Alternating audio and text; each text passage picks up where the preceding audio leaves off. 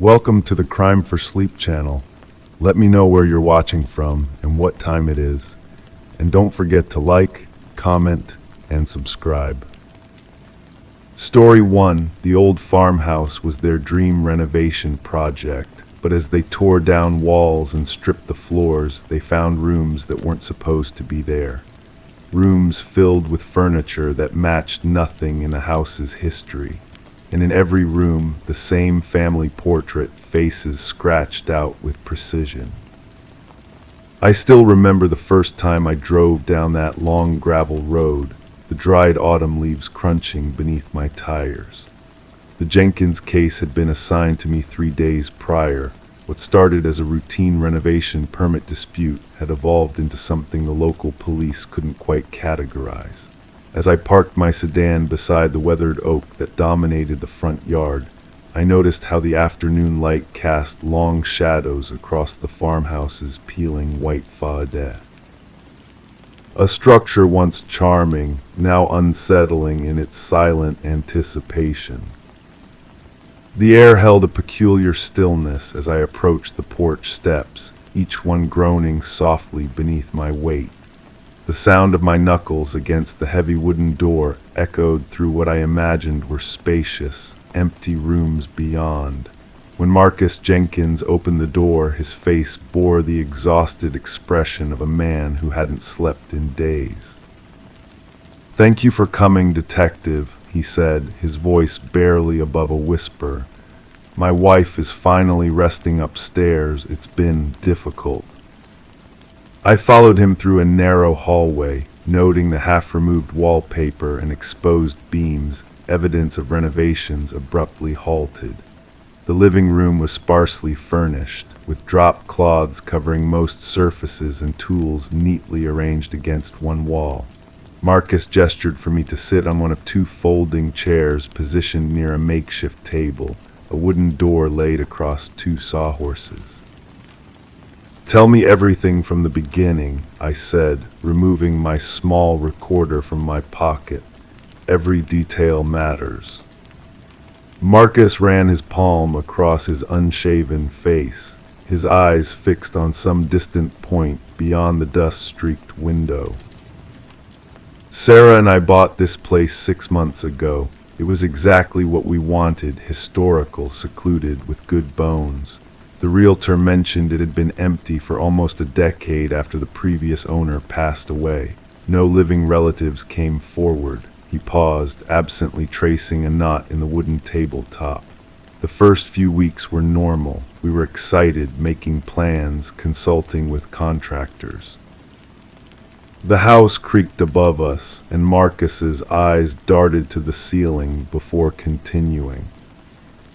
"The problem started when we began taking down the wall between the kitchen and what we thought was a pantry. Behind the drywall, we found another room, not on any of the blueprints. A small sitting room with furniture covered in sheets, a Victorian settee, a reading lamp, a child's rocking horse, all preserved as if someone had just stepped out momentarily." The steady rhythm of his voice was occasionally punctuated by the soft ticking of an unseen clock somewhere in the house.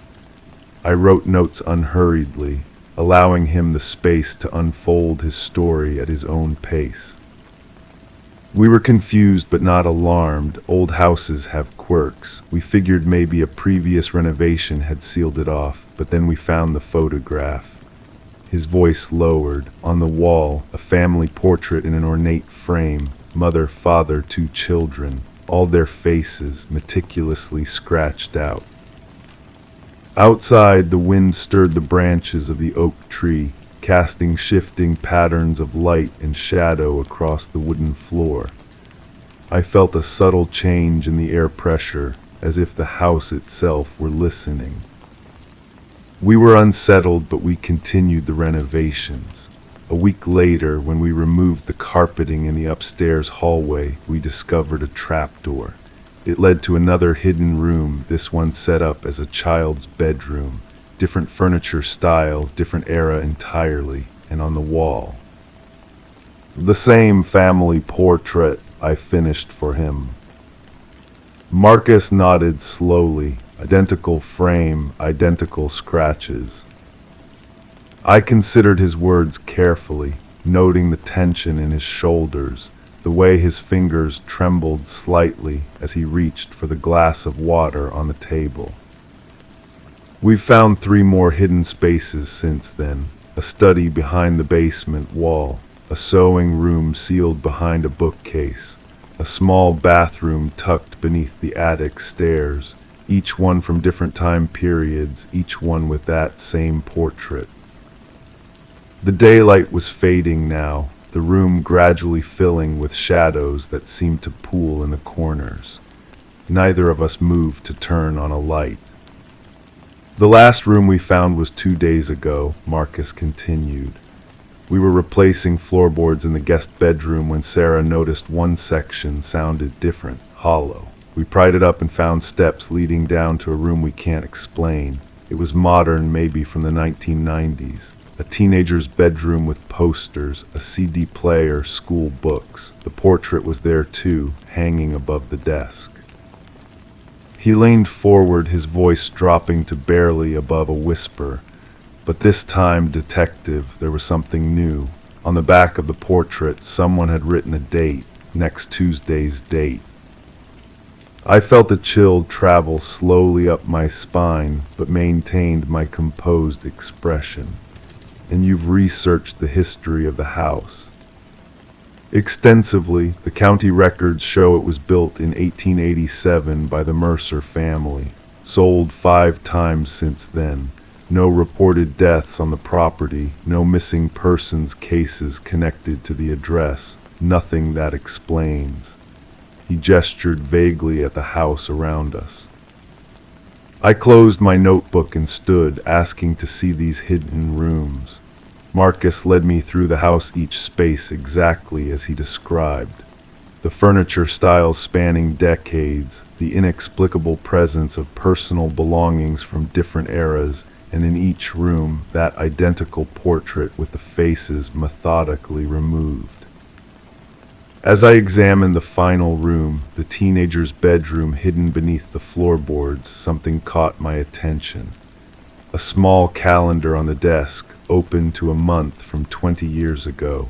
The same date that was written on the back of the portrait was circled in red. Over the next few days, I interviewed neighbors, searched historical records, and consulted with architectural experts. No one could explain the hidden rooms or their contents. The Jenkinses stayed with relatives while my investigation continued. On Monday evening, I returned to the house alone. The sun was setting as I walked through each hidden room again, noting details I might have missed. In the teenager's room, I noticed something tucked beneath the mattress, a journal. The final entry described hearing noises in the walls at night, seeing shadows move against the laws of light, and the writer's growing certainty that the house itself was changing around them. I stayed until midnight, sitting quietly in the original living room, listening to the house settle and creak around me. Nothing unusual occurred. No walls shifted, no new rooms appeared. Tuesday morning arrived with heavy rain. I returned to the farmhouse early, parking my car beneath the dripping oak tree. The front door was unlocked. Inside, I called out but received no answer. The house felt different somehow, the air denser, the shadows deeper. I methodically checked each room, including the hidden ones. Everything appeared unchanged until I reached the master bedroom. There I found a new door where solid wall had been the day before. It opened to reveal a room that couldn't possibly exist within the home's outer dimensions, a modern home office with today's newspaper on the desk, and on the wall the portrait. This time one face remained unscratched, a face I recognized immediately. My own.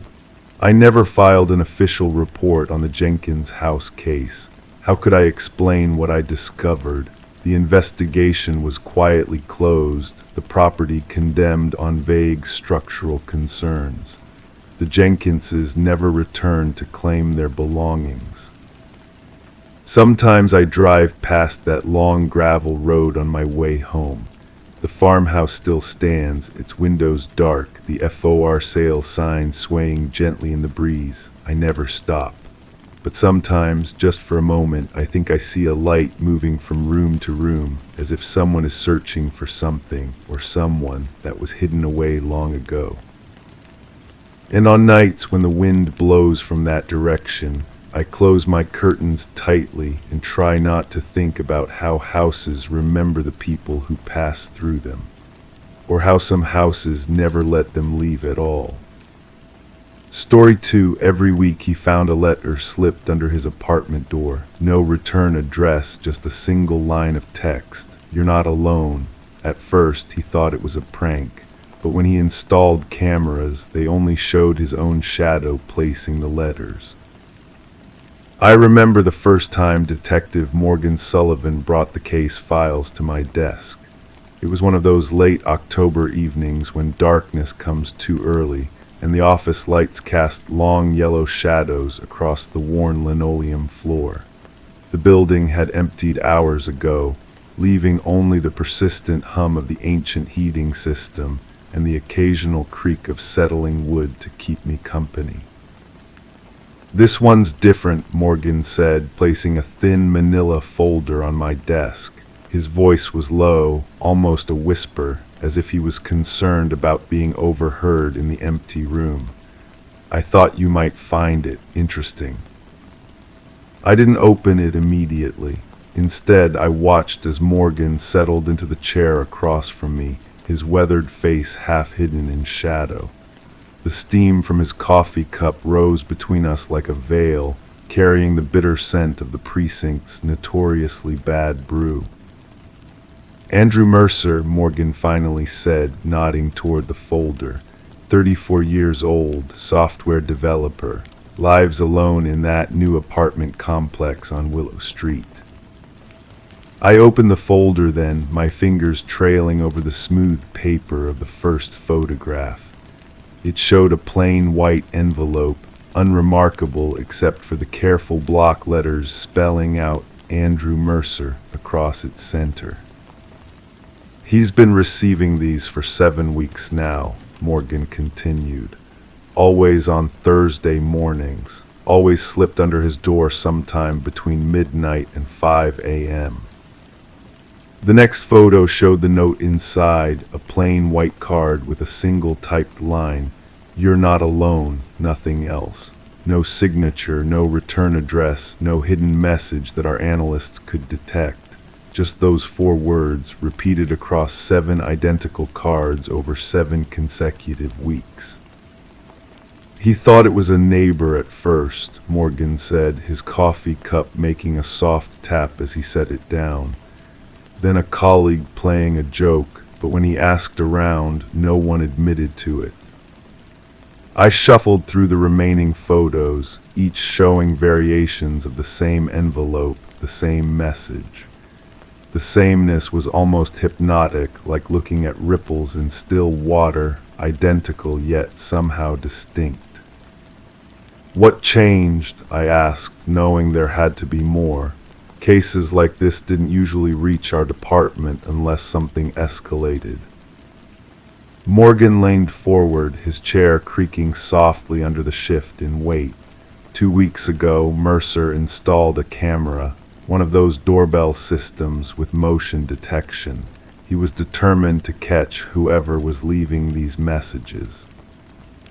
I felt a slight chill trace its way down my spine as Morgan pushed another photo across my desk.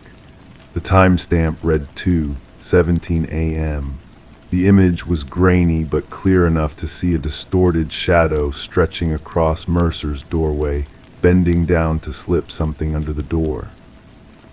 "This is where it gets strange," Morgan said, his voice even quieter now. "Mercer lives on the 7th floor. The hallway is well lit, even at night. There are no blind spots where someone could hide from the camera's view." I studied the photo more carefully. The shadow seemed oddly stretched, disproportionate.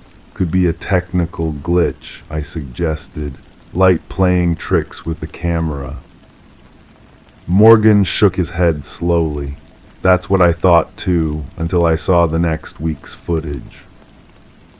He slid his phone across the desk and played a video. The hallway was empty, the lighting creating a sterile, unwelcoming atmosphere common to new apartment buildings. For several seconds, nothing moved. Then, almost imperceptibly, a shadow began to form on the door itself, not cast from any visible source, but almost seeping out from the door's surface. It darkened, elongated, and then this detail made my breath catch. A hand formed at its edge, sliding the envelope under the door before retracting. The shadow lingered for a moment before dissolving back into nothingness. "We've had the footage analyzed," Morgan said before I could speak. "It hasn't been tampered with." I let the silence stretch between us as I processed what I'd seen. "And Mercer," I finally asked, "how is he handling this?" Morgan's expression darkened slightly. "That's the other problem. He's becoming different. His employer called us yesterday. Mercer hasn't been to work in 3 days. When they called his apartment, he answered but sounded distant, distracted. Said he was working on something important and couldn't come in." I closed the folder gently, my fingertips lingering on its edges. "And you want me to talk to him?" It wasn't a question, but Morgan nodded anyway. "Tomorrow morning. I've already cleared it with the captain." The following day dawned gray and misty, the kind of weather that muffles sound and makes the world feel smaller, more contained. The Willow Street apartments rose before me like a monolith, all glass and steel and concrete, with none of the character of the older buildings surrounding it. In the lobby, I showed my badge to the concierge, who directed me to the elevators with a look of mild concern. "Apartment 712, he said. "Is Mr. Mercer in some kind of trouble?" I offered a non-committal response and made my way to the 7th floor. The hallway was exactly as it appeared in the video, sterile, well lit, with numbered doors spaced evenly along both walls. Standing before apartment 712, I noticed something that hadn't been visible in the footage. A small security camera installed above the peephole, its red light blinking steadily. Andrew Mercer opened the door before I could knock. He was tall and thin, with dark circles under eyes that seemed to have forgotten how to blink. His apartment, visible behind him, was immaculate, almost unnaturally so. No personal items visible, no photographs, no evidence of the human who supposedly lived there. "Detective," he said, his voice surprisingly steady. "You're here about the letters." I followed him inside, noting how he checked the hallway twice before closing and locking the door. The living room contained only essential furniture, and the kitchen beyond appeared unused. But it was the wall to my right that drew my attention. Every inch was covered with papers, the letters, photographs of the hallway, printouts of what looked like research articles, and strings connecting it all in a pattern I couldn't immediately decipher. 7 weeks, Mercer said, gesturing to the wall. 7 letters, always the same message. "You're not alone," I read aloud, my eyes tracing the repeated phrase across multiple documents. "At first I thought it was a threat," Mercer continued, pacing now. "Then maybe a warning, now I'm not so sure." I studied him carefully. Despite his disheveled appearance, his eyes were clear, focused. This wasn't the ranting of a paranoid mind, at least, not entirely. "Tell me about the shadow," I said gently, pointing to the printed frame from his security footage. Mercer's expression changed then, a flicker of something like relief crossing his features. "You've seen it," he said. "Most people think I'm imagining things." He led me to a desk in the corner where 3 monitors displayed different camera feeds. His front door, the hallway, and what appeared to be an internal view of his apartment. "I've been recording everything," he explained, "day and night, and it's not just at the door anymore." With a few clicks, he pulled up footage from 2 nights ago. The camera showed his darkened bedroom, Mercer himself asleep in bed. At precisely 2:17 a.m., the same time as the hallway incidents, a shadow began to form on the wall beside his bed. Unlike the hallway shadow, this one had a more distinct shape, almost human-like, but with proportions that seemed wrong somehow. It remained for exactly 3 minutes before disappearing. "It never touches me," Mercer said quietly. "It never comes closer than that, but it's always there watching." I spent the next several hours reviewing Mercer's evidence. Most of it was circumstantial at best, patterns of times, subtle changes in his apartment he couldn't account for, the persistent feeling of being observed. But the shadow footage was undeniably unsettling, especially when he showed me the most recent development. "Last night," Mercer said, pulling up a new video, "it left something else." The footage showed the now familiar shadow forming by his bedside, but this time, as it receded, something remained on his nightstand, a small, dark object that hadn't been there before.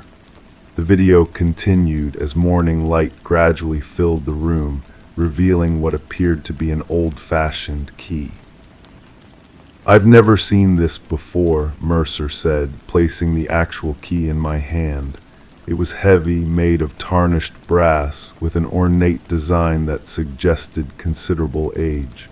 "It doesn't fit any lock in this apartment." I turned the key over, noticing a series of numbers etched into its handle, 21743. The time from the videos, followed by what could be a year or another significant number. "Have you researched the building's history?" I asked, my mind already forming connections. Mercer nodded eagerly. "Built 3 years ago on the site of an old hospital. Before that, it was residential housing dating back to the early 1900s. I found property records, but nothing stands out for 1943. I pocketed the key with Mercer's permission, promising to look into its origin. Before leaving, I helped him set up additional cameras and advised him to stay with a friend for a few days. He declined, insisting he needed to continue his observations. "Whatever this is," he said as I prepared to leave, "it's trying to communicate. I need to understand what it wants."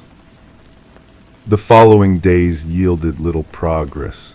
The key didn't match any recorded evidence in our database, and inquiries about the property's history revealed nothing unusual.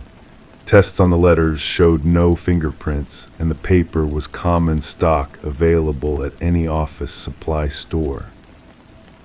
It was Morgan who made the breakthrough, calling me late one evening as I was reviewing Mercer's footage for the dozenth time.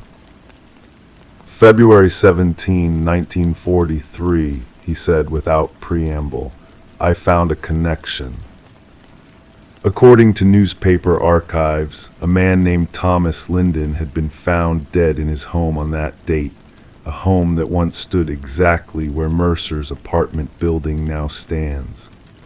The cause of death was recorded as suicide, but certain details had been curiously omitted from the public record. "There's more," Morgan continued. "Linden was a postal worker, lived alone, no family. But he had a collection of unsent letters found in his apartment after his death, all addressed to different people, all containing the same message." I felt a chill spread through me as I anticipated his next words. "You're not alone," Morgan confirmed. "Every single letter, just those 3 words." The next day was Thursday, letter day, and I arrived at Mercer's apartment before dawn. He looked worse than before, his movements jerky and his speech rapid as he explained his latest theory. "It's not threatening me," he insisted. "It's trying to show me something about Lyndon." We waited together in tense silence as the clock approached 2:17 a.m. Mercer had positioned cameras throughout the apartment, all feeds displayed on his monitors. As the fateful minute arrived, I felt rather than saw a shift in the room's atmosphere, a subtle pressure change, as if the air itself had thickened. On the monitors, shadows began forming simultaneously in multiple locations, by the door, beside the bed, in the corner of the living room where we now sat. Unlike previous occurrences, these shadows seemed to pulse and expand, growing more defined with each passing second. Mercer stood transfixed as the shadow nearest to him extended what appeared to be an arm. Without hesitation, he reached toward it, ignoring my warning shout, and for a brief, impossible moment, their hands seemed to meet.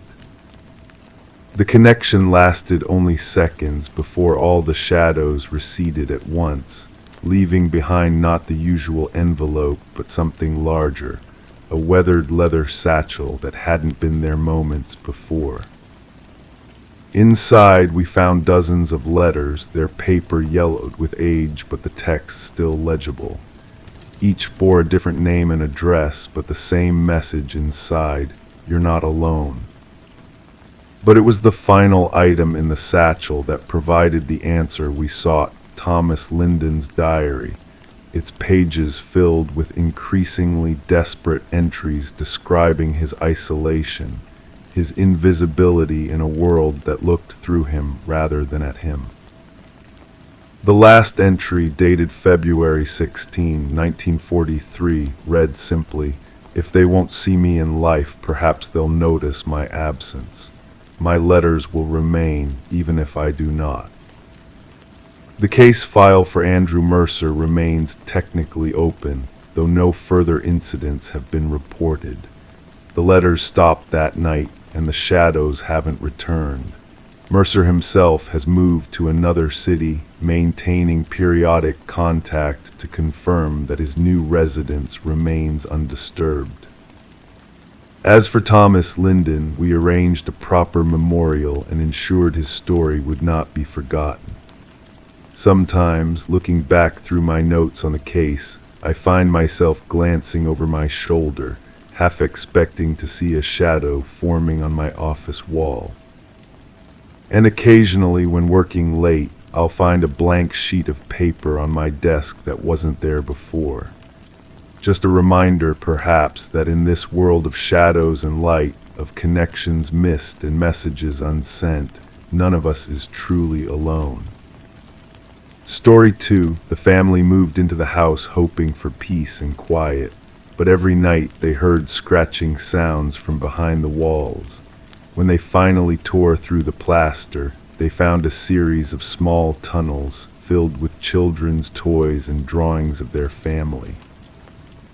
I first encountered the Brennan case in late autumn, when the leaves had turned that particular shade of amber that makes even the most mundane streets seem somehow significant.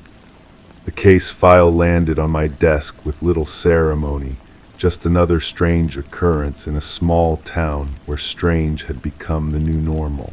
But something about this one lingered in my mind long after I closed the manila folder. The Brennan family, Michael, Sarah, and their 2 children, Emma and Noah, had moved to Oak Ridge in search of what most families seek: more space, better schools, and the particular kind of silence that can only be found away from city centers.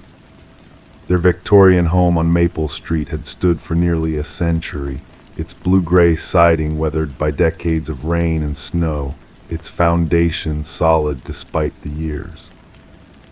The realtor had been enthusiastic, perhaps overly so. The previous owners had moved rather suddenly, a job transfer, she explained, nothing more. The price was reasonable, especially for a house of that size and character. The Brennans didn't ask many questions. Later, they would wish they had. The first few nights passed without incident. The family unpacked, arranging furniture and hanging pictures with the particular care of people trying to make a strange place feel like home.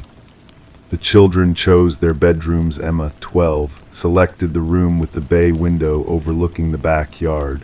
Noah, 8, picked the smaller room with built-in bookshelves.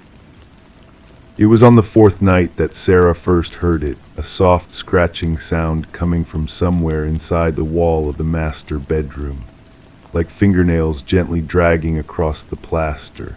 Michael dismissed it as the house settling or perhaps mice, an unpleasant thought but not alarming.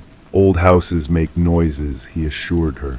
They breathe and shift and settle.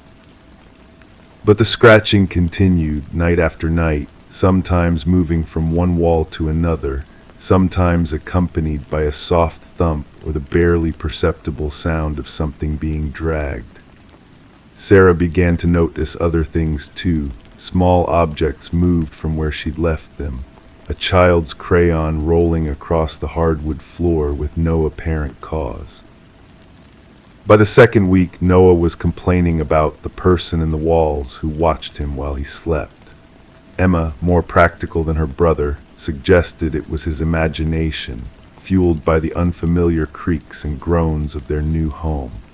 But even she admitted to feeling sometimes as if she were being observed when alone in her room, a sensation that made the hair on her arms stand on end. Michael finally called a pest control company, expecting to hear about a rodent infestation. The technician spent hours examining the house, checking the basement, the attic, the spaces behind cabinets. He found nothing, no droppings, no nests, no signs of animal life at all. The house, he declared, was remarkably clean for its age. That night, Sarah woke to find Noah standing at the foot of their bed, his face pale in the moonlight streaming through the window. "The wall person drew a picture of me," he whispered. In his hand was a crude crayon drawing of a small boy sleeping in a bed that looked remarkably like Noah's. The perspective was strange, as if the artist had been looking down at him from above. The drawing wasn't Noah's work. The style was different, more primitive, with heavy, pressing strokes that had nearly torn the paper in places. Sarah checked Noah's room, finding nothing out of place except for the open crayon box on his desk. She assured him it was a dream, tucked him back into bed, and sat with him until he fell asleep. But when she returned to her own room, she found Michael sitting up, listening intently to the scratching that now seemed to be moving slowly along the wall from their bedroom toward Noah's. The next morning, they found a small toy car that didn't belong to either of their children sitting in the middle of the kitchen floor. I visited the house myself a week later after Sarah Brennan called the police. By then, they'd found 3 more drawings, one of the entire family eating dinner, viewed as if from the kitchen doorway, another of Sarah reading in the living room, and a third of their car in the driveway. Each one revealed a perspective that suggested the artist had been watching them unseen. The house felt heavy with silence when I entered, the kind of quiet that seems to absorb sound rather than merely lack it. Sarah showed me the drawings, her hands trembling slightly as she laid them out on the dining room table. Michael stood by the window, arms crossed, explaining how the scratching had become more frequent, no longer limited to nighttime. "Sometimes it follows us from room to room," he said, his voice steady but his eyes betraying his exhaustion. "Like whatever it is knows where we are in the house." I examined the walls carefully, looking for cracks or openings, anything that might explain the sounds. The house had been renovated several times over the decades, with newer drywall covering the original lath and plaster in some rooms. In Noah's room, I noticed something odd, a slight discoloration along the baseboard, as if it had been repeatedly touched or brushed against. When I pressed my hand against the wall, I felt a slight give that shouldn't have been there. Have you considered that there might be space between these walls? I asked. Some of these older homes have unusual features, service corridors, storage spaces that might have been sealed off during renovations. Michael and Sarah exchanged glances. They hadn't. With their permission, I returned the next day with a building inspector and the proper tools. We chose a spot in Noah's room where the wall sounded particularly hollow when tapped. The inspector made a small hole at first, just enough to insert a flexible camera. What we saw made little sense, a narrow passage, barely 2 feet wide, extending into darkness. When we widened the opening, the smell hit us first, musty and close, with the unmistakable scent of human habitation. The passage was no accident of architecture. It had been created deliberately, cutting between the studs, following the interior walls of the house like a crude tunnel system. And it was lived in. We found small caches of food, crackers, dried fruit, bottles of water, tucked into niches carved into the wooden framework. There were makeshift sleeping areas with blankets and pillows that appeared to have been taken from the house's linen closet over time. Strangest of all were the observation points, small holes drilled through the plaster, each one offering a view into a different room of the house, each one carefully concealed behind furniture or pictures on the other side. And there were drawings, dozens of them, not just of the Brennans, but of the previous family as well, parents and 3 children captured in crayon and colored pencil, going about their daily lives, unaware they were being watched. The search expanded. We found that the passage network extended throughout most of the house, connecting to the basement through a narrow opening behind the furnace and to the attic via a small hatch disguised as part of the ceiling in a closet. The system was ingenious in its simplicity, using the existing structure of the house, but modified to allow someone to move almost freely behind the walls. But who? The answer came 3 days later, when a patrol officer spotted a small figure darting across the Brennans' backyard at dusk. The child, for it was indeed a child, was caught trying to re-enter the house through a loose vent in the foundation. Her name was Ellie. She was 10 years old and had been living in the walls of the house for nearly 16 months. The story that emerged in the following weeks was both heartbreaking and disturbing. Ellie's mother had been the housekeeper for the previous owners, the Wheelers. During her time cleaning the house, Ellie had discovered the original servant passages, common in houses of that era, but often sealed off during modernization. Except in this house, they had remained accessible. When Ellie's mother lost her job and subsequently their apartment, they had nowhere to go. Ellie's mother had suffered from untreated mental illness, becoming increasingly paranoid and withdrawn. Rather than seek help, she had made a desperate decision she would hide her daughter in the house she knew so well, in spaces no one ever looked. She had modified the passages herself, working during the hours when the Wheelers were away, creating a hidden home within the home. For months, she had brought food and supplies to Ellie through the basement entrance. Ellie had lived there, silent and unseen, while her mother sought work and tried to stabilize their situation. But then her mother had stopped coming. Days passed, then weeks. Later, we would learn she had been hospitalized after a breakdown and had been unable to tell anyone about her daughter, her paranoia by then too severe to allow her to trust even the hospital staff. Ellie, alone and afraid, had remained in her wall home, surviving on what she could take from the kitchen when the Wheelers were asleep or away. She had watched them, learning their routines, becoming a ghost in their home. When they moved suddenly, not because of a job transfer, but because the mother had become convinced the house was haunted, Ellie had stayed. And then the Brennans had arrived. Sarah Brennan wept when she heard the story.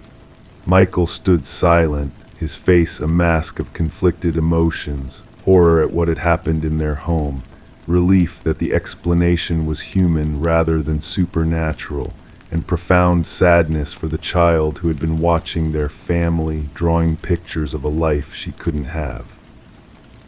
Ellie was placed in emergency foster care while authorities located her mother and assessed her condition. The passages in the house were properly sealed. The Brennans stayed, though they admitted the house would never feel quite the same. I kept one of Ellie's drawings, not of the Brennans, but of the house itself, drawn from the outside, every window illuminated with warm yellow light. In the margin, in careful childish handwriting, she had written, "The home I watch." Sometimes I look at that drawing and think about the walls that separate us from each other and how thin they really are. How we can live side by side or even within the same structure and remain invisible to one another until something breaks through. The scratching sounds have stopped in the Brennan house. The walls are silent now, but sometimes Sarah tells me she still feels as if she's being watched, not by anyone hiding in the walls, but by the memory of a child who once was. A child who saw their family as something precious, worth drawing, worth watching, worth being close to, even if separated by layers of wood and plaster. In the quiet of the night, that might be the most haunting thought of all. Story 4, I still remember the weight of the key in my palm as I stood outside apartment 7B that morning. The brass had cooled in the autumn air, almost uncomfortable against my skin. It was Tuesday inspection day, and the hallway smelled faintly of lemon cleaner and something else, something stale that I couldn't quite identify. The carpet hushed my footsteps as I approached the door of my most enigmatic tenant. Mr. Davis had moved in nearly 7 months prior. I recall our brief meeting, a handshake with cool, dry fingers, a polite nod, and the faint scent of sandalwood cologne. He'd paid 6 months' rent in advance with crisp $100 bills that I'd later arranged neatly in my office drawer. His application had been immaculate, perfect credit, stellar references, prior address history stretching back 15 years. The ideal tenant in nearly every way. Narrowly. The oddity was in his absence. Most tenants, you see them coming and going. You hear their footsteps, their music, their lives bleeding through the walls. But Mr. Davis was different. None of the other residents had ever seen him after move-in day. His mail accumulated methodically in the brass box downstairs, mostly magazines and official-looking envelopes that I'd occasionally bring up and leave outside his door. By morning, they'd always disappear inside. I'd tried calling twice in the past month. The phone would ring endlessly with no answer and no machine. That's what brought me here today, key in hand, the weight of something uncertain settling between my shoulder blades. I knocked first, of course, 3 solid raps that echoed down the empty hallway. I waited, listening for the shuffle of feet, the clearing of a throat, any sign of life behind the heavy door. Nothing stirred. I knocked again, louder this time, announcing myself. Mr. Davis, it's Richard Klein, your landlord, monthly inspection. The silence stretched on, thick and unbroken. I slid the key into the lock, feeling the tumblers give way with a soft, well-oiled click. The door swung inward without a sound. The first thing that struck me was the temperature noticeably cooler than the hallway, as if the heating had been off for days. Sunlight filtered through half-drawn blinds, casting striped shadows across immaculately polished hardwood floors. The apartment smelled clean but somehow vacant, like a furniture showroom rather than a lived-in space. I stepped inside, my footsteps seeming intrusive in the perfect stillness. The living room was meticulously arranged, a leather sofa positioned precisely opposite a television that showed no fingerprints on its glossy screen. 2 magazines lay on the coffee table, aligned at perfect right angles to each other. Not a cushion was out of place, not a speck of dust visible on any surface. "Mr. Davis," I called again, my voice sounding oddly muffled in the quiet apartment. The kitchen continued the theme of pristine abandonment, spotless countertops, empty sink, not a dish in the drying rack. I opened the refrigerator to find it stocked with basics: milk, eggs, vegetables, all within their expiration dates. Someone had been here recently, or wanted it to appear that way. Down the short hallway, the bathroom door stood slightly ajar. Inside, towels hung with geometric precision, the shower curtain pulled closed, the sink dry and gleaming. No toothbrush, no razor, no personal items of any kind were visible. I felt a chill that had nothing to do with the apartment's temperature. The bedroom door was closed. I stood before it for what felt like minutes, my hand hovering near the knob. Something about the apartment's perfect order had begun to feel less like tidiness and more like a staged set A place designed to look inhabited rather than actually lived in. I turned the knob and pushed the door open. The bedroom was as immaculate as the rest of the apartment. A queen-sized bed stood against the far wall, the navy blue comforter pulled tight with hospital corners, pillows arranged symmetrically against the headboard. A dresser with nothing on its surface stood opposite, and blackout curtains were drawn halfway, allowing a slice of sunlight to fall across the bed. It was what I saw on the floor that made my breath catch. There, in the strip of sunlight between the bed and the wall, someone had written in what appeared to be white chalk. The letters were precise, almost architectural in their formation. "I never left." I felt the hair on my arms rise as I moved closer, crouching down to examine the writing. The chalk had a faintly bluish tint up close, and the strokes were steady, deliberate. Not the frantic scrawl of someone in distress, but the careful lettering of someone making a statement. I stood up slowly, surveying the room again with new eyes. The closet door was closed. I crossed to it, my heart beating a rhythm in my throat that I could feel with each step. The brass handle was cool as I pulled the door open. Suits hung inside, evenly spaced on identical wooden hangers. 5 of them all navy or charcoal, white shirts perfectly pressed. 2 pairs of polished leather shoes aligned precisely on the floor below. Everything in its place, everything untouched. No sign of disturbance, no indication of struggle.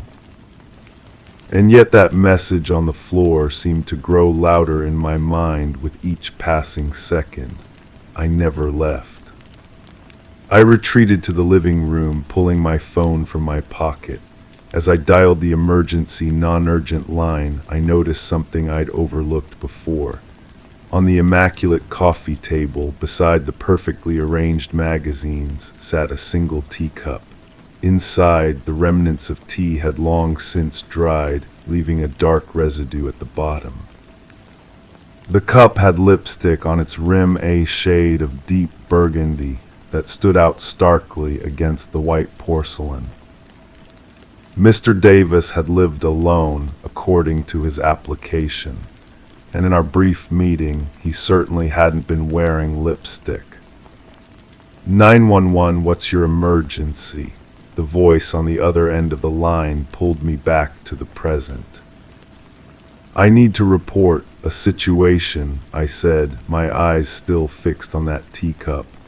I'm a landlord conducting an inspection, and something's not right.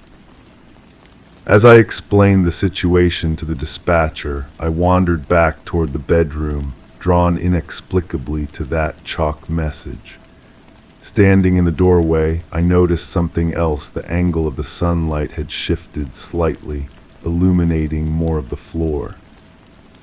There was more writing, previously hidden by shadow. I moved closer, phone still pressed to my ear, and felt my blood run cold as I read the complete message. I never left, she wouldn't let me. The dispatcher was asking me something, but her words seemed distant, underwater. My eyes had caught a detail I'd missed before, a thin line in the carpet, hardly noticeable unless you were looking for it. A seam that shouldn't be there, running along the perimeter of the area rug. Sir, are you still there? Officers are being dispatched to your location. Yes, I managed, unable to look away from that seam. Please tell them to hurry. I ended the call and stood motionless in the perfect bedroom of my perfect tenant. The room's stillness now felt oppressive, watching, waiting. I understood with sudden clarity that I was standing in a place where something terrible had happened, or was perhaps still happening, beneath my feet. The next hours passed in a blur of uniforms and questions. The area rug was pulled back, revealing what the officers immediately recognized as a modified section of flooring. Beneath it, they found a small storage space not large enough to be called a basement, more like a forgotten architectural feature that had been sealed off from the main building's basement. Inside that space, they found evidence of long-term habitation: a small cot, battery-powered lanterns, food wrappers, water bottles, and a journal, its pages filled with increasingly paranoid writings. The journal belonged to Mr. Davis, the real Mr. Davis, as it turned out, the man I'd rented to the perfect tenant with the immaculate application was someone else entirely. The investigation is still ongoing as I write this. They haven't found either of them, yet not the real Mr. Davis, nor the impersonator who took his identity and apparently kept him prisoner beneath the floorboards of his own apartment. The lipstick on the teacup remains unexplained. Sometimes at night I lie awake and think about that message on the floor. I never left, she wouldn't let me. And I wonder who she is, and if she's watching me even now, waiting for her chance to make me disappear, to make me a tenant who is never seen, writing desperate messages that no one will find until it's far too late. The police assure me they're doing everything they can. They've traced the real Mr. Davis's last known movements to a coffee shop 3 blocks from the apartment building 7 months ago. Security footage shows him leaving with a woman. She has her arm linked through his, her face turned away from the camera. She's wearing deep burgundy lipstick. I've changed all the locks, I've installed cameras, I've done everything reasonable to secure the building. But sometimes, late at night, I catch myself listening for footsteps that shouldn't be there, for doors that shouldn't open. And I can't help but wonder about that space beneath apartment 7B. How many others might be hidden throughout the building, silent and waiting, with messages we haven't yet found scrawled in desperate chalk. I never left. Perhaps none of us ever really do. Story 5. I still remember the weight of the envelope in my hands. Cream-colored, expensive paper with a subtle texture that caught the late afternoon light filtering through my living room blinds. My name, Emma Weston, written in an elegant, flowing script that seemed both familiar and foreign. No return address, just my name and the house number of the Victorian cottage I had moved into exactly 3 weeks prior. The house was still mostly empty, cardboard boxes stacked against freshly painted walls, the smell of new beginnings mingling with the scent of the previous owner's lingering floral air freshener. I had chosen this place for its solitude, for the way the maple trees created a natural barrier between me and the rest of the small town of Millfield. A necessary retreat after the dissolution of my engagement 6 months ago. I ran my finger under the sealed flap, the paper giving way with a satisfying tear. Inside was a single card, the kind sent for formal occasions, its weight substantial between my fingertips. As I unfolded it, the air in the room seemed to still, as if the house itself was holding its breath. It was a wedding invitation, my wedding invitation. Miss Emma Louise Weston and Mr. Blank request the honor of your presence as they join in matrimony Saturday, the 14th of October at sunset, where you will never leave. I read it 3 times, the words maintaining their impossible arrangement on the thick cardstock. The groom's name was conspicuously absent, just an elegant blank line where it should have been. The date was 2 weeks away. The location, where you will never leave, made my skin prickle with a chill that had nothing to do with the autumn breeze seeping through the window frames. I hadn't told anyone my new address yet, except for my sister Kate and the post office. The invitation had no postmark. Someone had delivered it by hand. That night I found myself unable to sleep, the invitation placed face down on my kitchen counter like some malevolent artifact that might come alive if I turned my back on it. The old house creaked and settled around me, sounds that had seemed charming when I first moved in now carrying undertones of watchfulness. The next morning I drove to the local police station, the invitation sealed in a plastic bag as if it were evidence, which I supposed it was. Officer Jenkins, a man with kind eyes and a face weathered by 20 years on the force, listened patiently as I explained my situation. His expression didn't change when I showed him the invitation, which somehow made the whole thing more unsettling. Miss Weston, unfortunately, there's no crime here that we can pursue, he said, sliding the invitation back across his desk. It's strange, I'll grant you that, but sending unusual mail isn't against the law. But someone knows where I live, I insisted, my voice lower than intended. Someone who shouldn't. Officer Jenkins nodded slowly. I understand your concern. I'll have a patrol car drive by your place a couple times a night for the next week. In the meantime, maybe stay with a friend or install some security cameras. I left feeling both validated and dismissed. On my way home, I stopped at the hardware store and purchased 2 battery-operated security cameras and a new deadbolt. The clerk, a young man with a name tag reading Tyler, asked if I was doing some home improvements. I just nodded, not wanting to explain that I was fortifying against an invitation to my own non-existent wedding. 3 days passed without incident. The cameras recorded nothing but a neighborhood stray cat and the occasional delivery person dropping off packages to neighboring houses. I began to wonder if perhaps it was just a bizarre prank, maybe from a former colleague who had discovered my new address somehow. Then the second envelope arrived. This one was slipped under my front door sometime during the night. Same cream-colored paper, same elegant handwriting.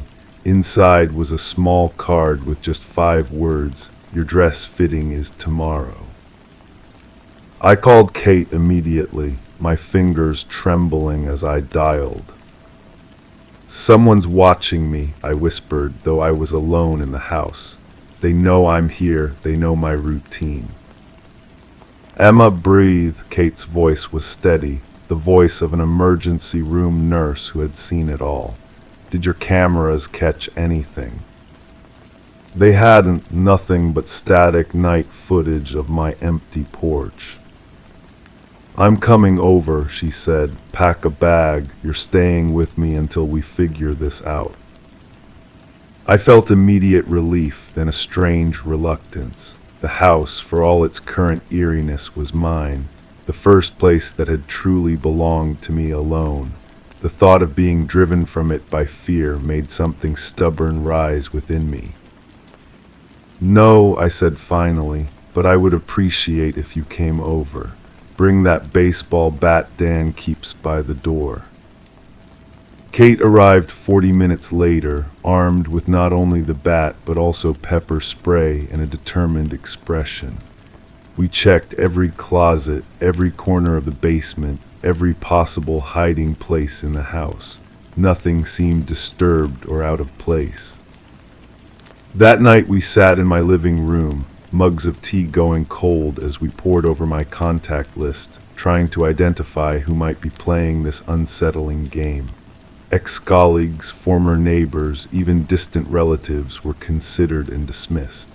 My ex-fiancé Mark had moved to Seattle after our breakup, seemingly content with his new life and new partner. "What about the previous owner of this house?" Kate asked, her eyes catching on a shadow that moved across the wall, just the headlights of a passing car. "Did you ever meet them?" I shook my head. Everything went through the real estate agent.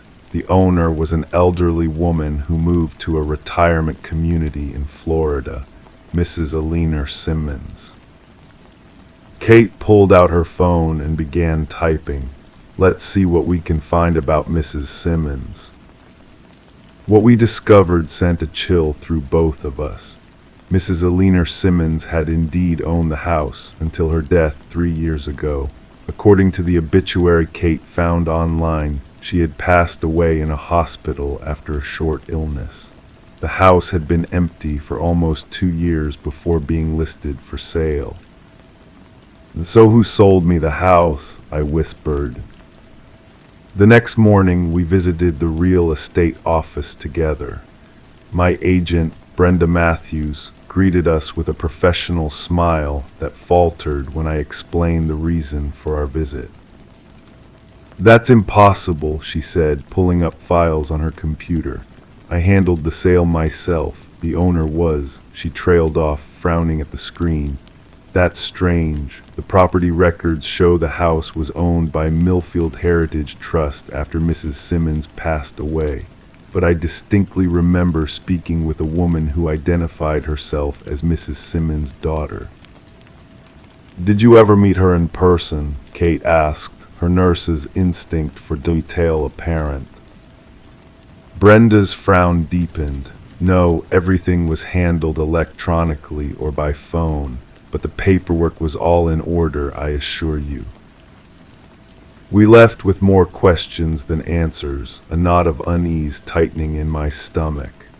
That afternoon, I received a text message from an unknown number. "The dress will look beautiful on you."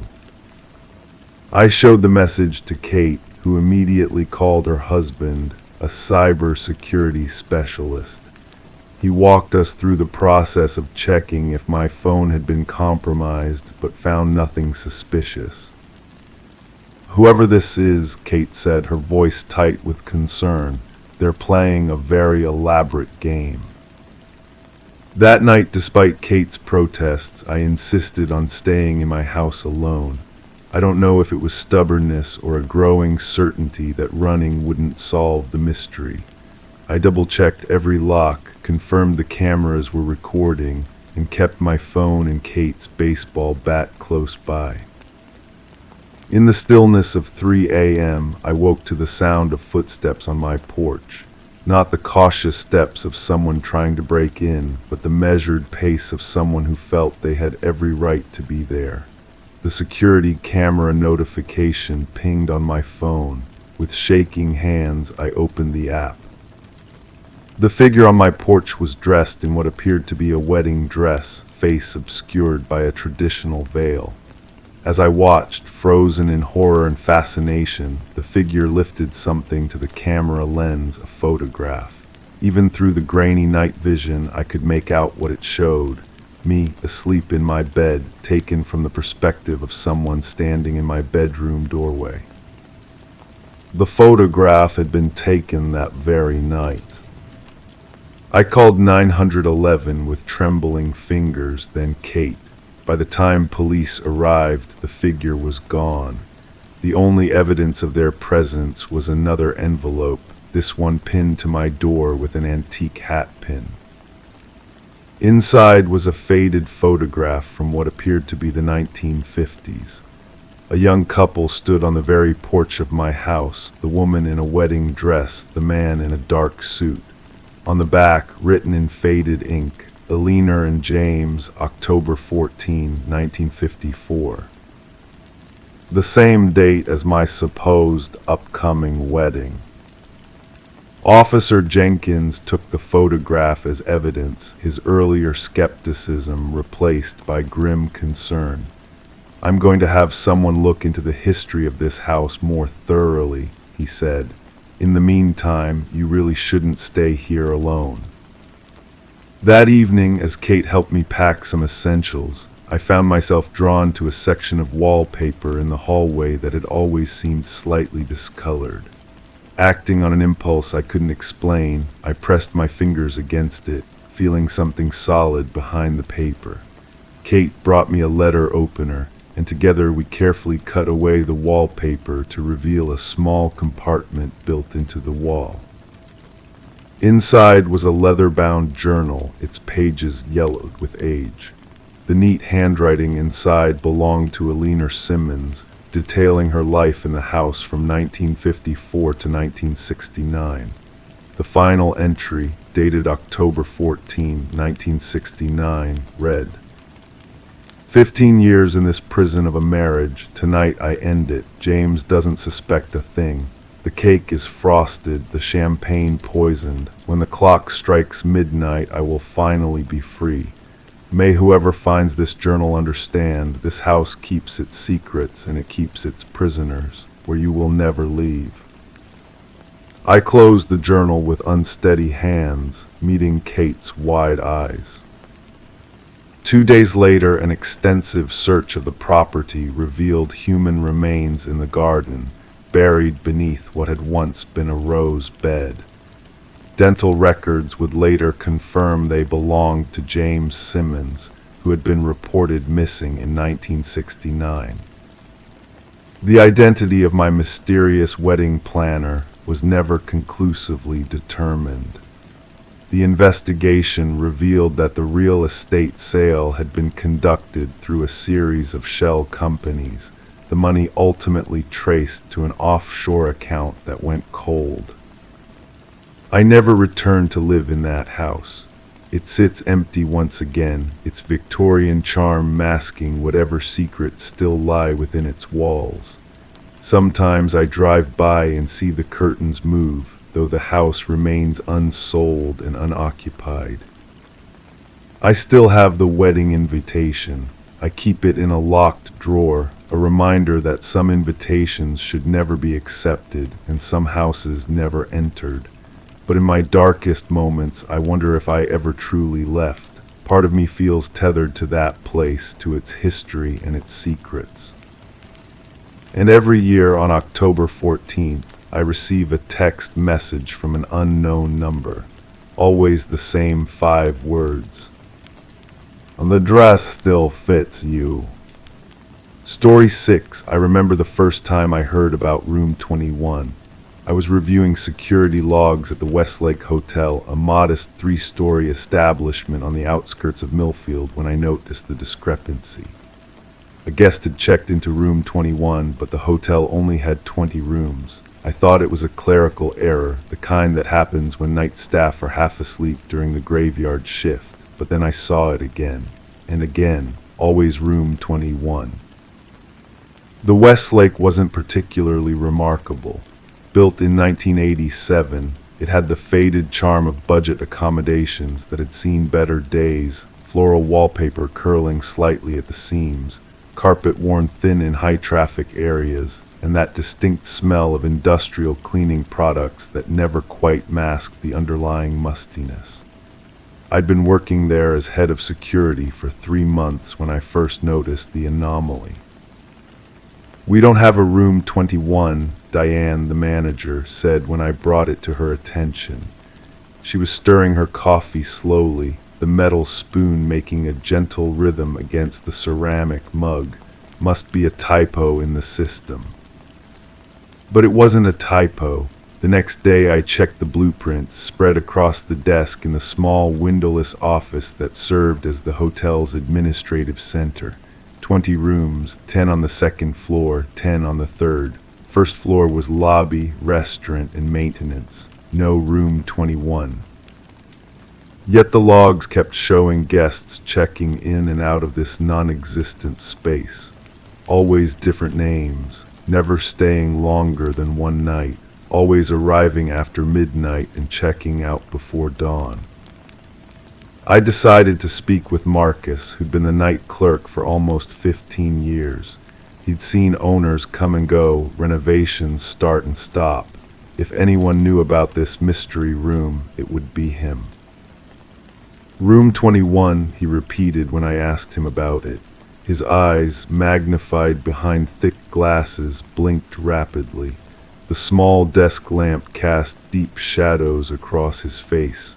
I've never checked anyone into room 21. But the computer said otherwise. Marcus's employee ID was attached to every room 21 check-in.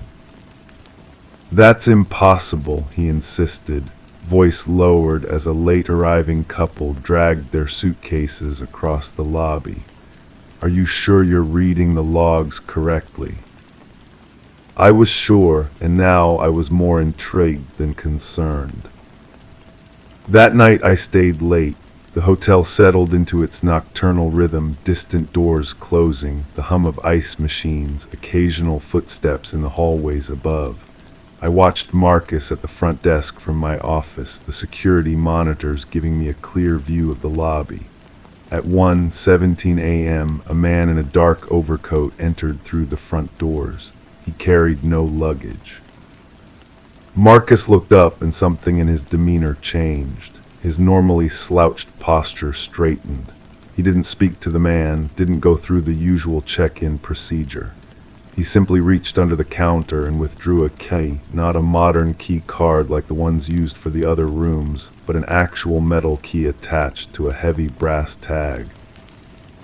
I watched the man take the key without a word and proceed to the elevator. I quickly switched camera views, following his progress down the third-floor hallway. He walked past rooms 15, 16, 17. And then seemed to disappear into the wall between rooms 20 and the emergency exit.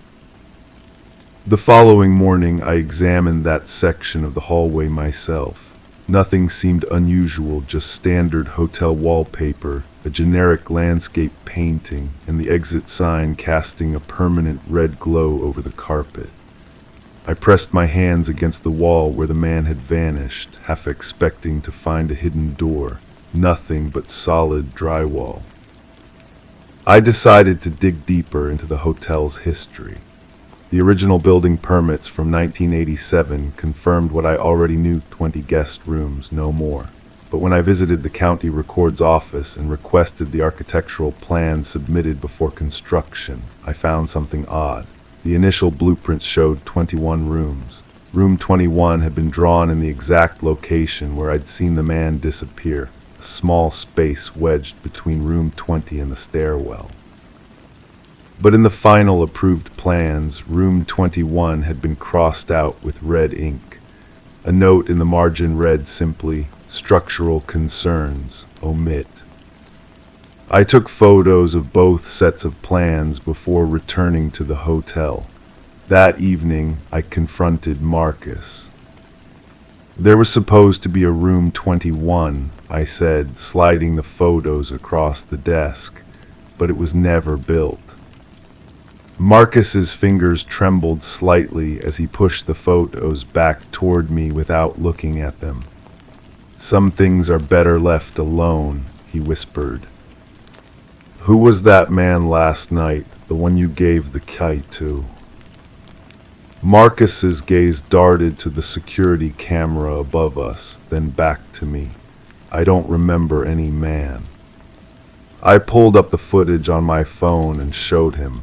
"This man, you gave him a key." Marcus watched the video with a strange detachment. "That's not possible," he said. "That's not me."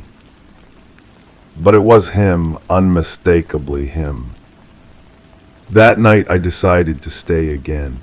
This time I positioned myself in the hallway near where room 21 should have been. Hours passed. The hotel creaked and settled around me. At precisely 1:17 a.m., the elevator dinged. The same man in the dark overcoat emerged, walking with purpose down the hallway toward me. He didn't acknowledge my presence. As he approached the wall between room 20 and the exit, I called out, "Excuse me, sir." He paused, turning slowly to face me.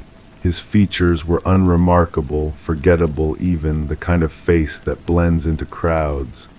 "Yes," he asked, his voice surprisingly warm. "I believe you're looking for room 21, I said. A subtle smile formed on his lips. "Yes." "There is no room 21, I explained. "It was never built." The man tilted his head slightly, and yet here I am with the key. He held up the brass key, letting it catch the dim hallway light. "May I see that?" I asked. He handed it to me without hesitation. The key was heavier than it looked, the metal cold against my skin. The tag read 21 in faded numbers. As I examined it, I noticed something else, tiny dark stains along the teeth of the key, like dried rust or blood. When I looked up to ask about these stains, the man was gone. I spun around, scanning the hallway in both directions. Empty. The emergency exit door remained closed, its alarm system untripped. My heart began racing as I realized I was alone, holding the key to a room that didn't exist. I approached the wall where I'd seen him disappear in the video footage. Nothing looked different, and yet I placed the key against the wall, half expecting something magical to happen. Nothing did, but as I studied the wallpaper more closely, I noticed a small, almost imperceptible seam. I ran my fingers along it, feeling a slight depression, a keyhole hidden by layers of paint and paper. My hands trembled as I inserted the key. It fit perfectly. I turned it, hearing a soft click. A section of wall swung inward, not dramatically, but just enough to reveal darkness beyond. I should have called someone. I should have waited until morning. Instead, I pushed the door wider and stepped into room 21. The air was stale, heavy with the scent of something I couldn't identify, not quite decay, but the absence of life. A small lamp on a bedside table cast weak amber light across the space. The room was furnished like the others, queen bed, desk, chair, dresser, but everything seemed wrong somehow. The proportions were slightly off, the corners not quite square, as if the room existed at an angle to reality. On the bed lay an open notebook, a pen placed precisely beside it. I approached cautiously, the floorboards sighing under my weight. The notebook contained line after line of handwritten text, all in different handwriting styles. Each entry was dated, going back decades. The most recent entry was from last night. "Room 21 accepts me again," it read. "Another exchange made, another debt settled. The architect's vision continues." I flipped backward through the pages, reading fragments of similar entries. References to the exchange, the debt, the architect, names I didn't recognize. And then on a page dated 1987, a longer entry. "Construction is complete. 20 rooms for the living, 1 room for those between. The sacrifice was necessary. The wall knows what it contains.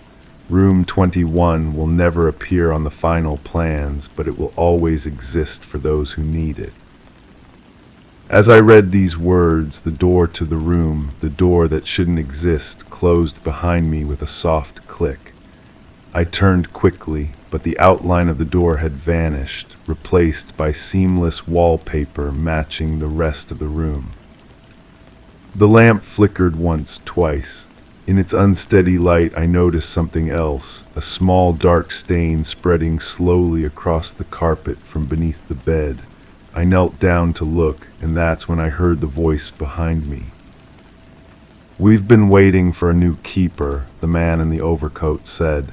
"Marcus is getting too old. The architect chose you." I turned to face him, but he wasn't alone anymore. Behind him stood others, indistinct figures, features blurred like photographs taken in motion. They filled the room that was too small to hold them all, and yet somehow did. "What is this place?" I managed to ask, my voice barely audible. "Room 21 is where debts are settled," he explained calmly. "Some buildings require more than concrete and steel to stand. Some foundations need something deeper. The architect understood this." I thought of the stains on the key, the dark wetness spreading beneath the bed, the crossed-out room on the original plans. "The hotel needed a room that was never built," the man continued. "A space between spaces, and that room needs a keeper." He held out his hand, offering me the brass key that I somehow no longer held. "Will you take it?" he asked. That was 3 years ago. I've been the keeper of room 21 ever since. I still work security at the Westlake Hotel during the day, but at night I watch for those who come seeking the room that wasn't built. They always arrive at 1:17 a.m. They always know exactly where to go, and I always have the key ready. If you're ever staying at the Westlake and hear footsteps in the hallway at that precise time, I suggest you don't look outside your door. Some exchanges are private, some debts are personal, and room 21, though it was never built, is always occupied. Just don't ask about the stains beneath the bed, or why the foundations of the hotel never settle, or why every few years someone from the staff simply disappears without a trace. The architect knew what he was doing, and now so do I. Story 7. I remember the night clearly, though it happened years ago now. The soft amber glow of the bar lights created pools of warmth in an otherwise dimly lit room. Rain tapped gently against the windows, creating a soothing rhythm that seemed to slow time itself. I was reviewing case notes, old habit of mine, bringing work to places where others came to forget theirs. The bar wasn't crowded that Tuesday evening. A handful of regulars occupied their usual spots, their murmured conversations creating a gentle backdrop of white noise, perfect for concentration, perfect for observing. That's when I first noticed her. Mid-30s, professionally dressed, but with an air of exhaustion that suggested the day had worn her down.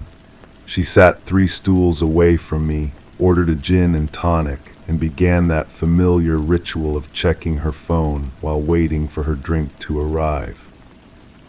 What caught my attention wasn't her appearance, though she was attractive in a subtle, unassuming way.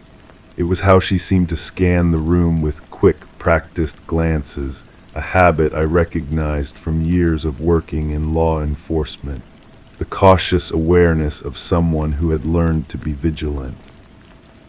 I wouldn't have thought much more about it, except for what happened next. He entered without fanfare. Average height, average build, dressed in a gray button-down and dark jeans that wouldn't stand out in any crowd. Nothing remarkable except for his eyes, alert, observant, taking in every detail as he moved through the space. He ordered a whiskey neat, then took the seat right next to her, leaving 2 empty stools between us. "Long day, Elizabeth?" he asked casually.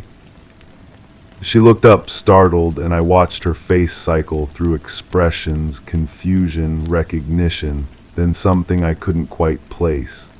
Not quite fear, but not comfort either. "Do I know you?" she asked, her voice steady, but with an undercurrent of tension. He smiled, not broadly, just a slight upward curve of his lips that never reached his eyes.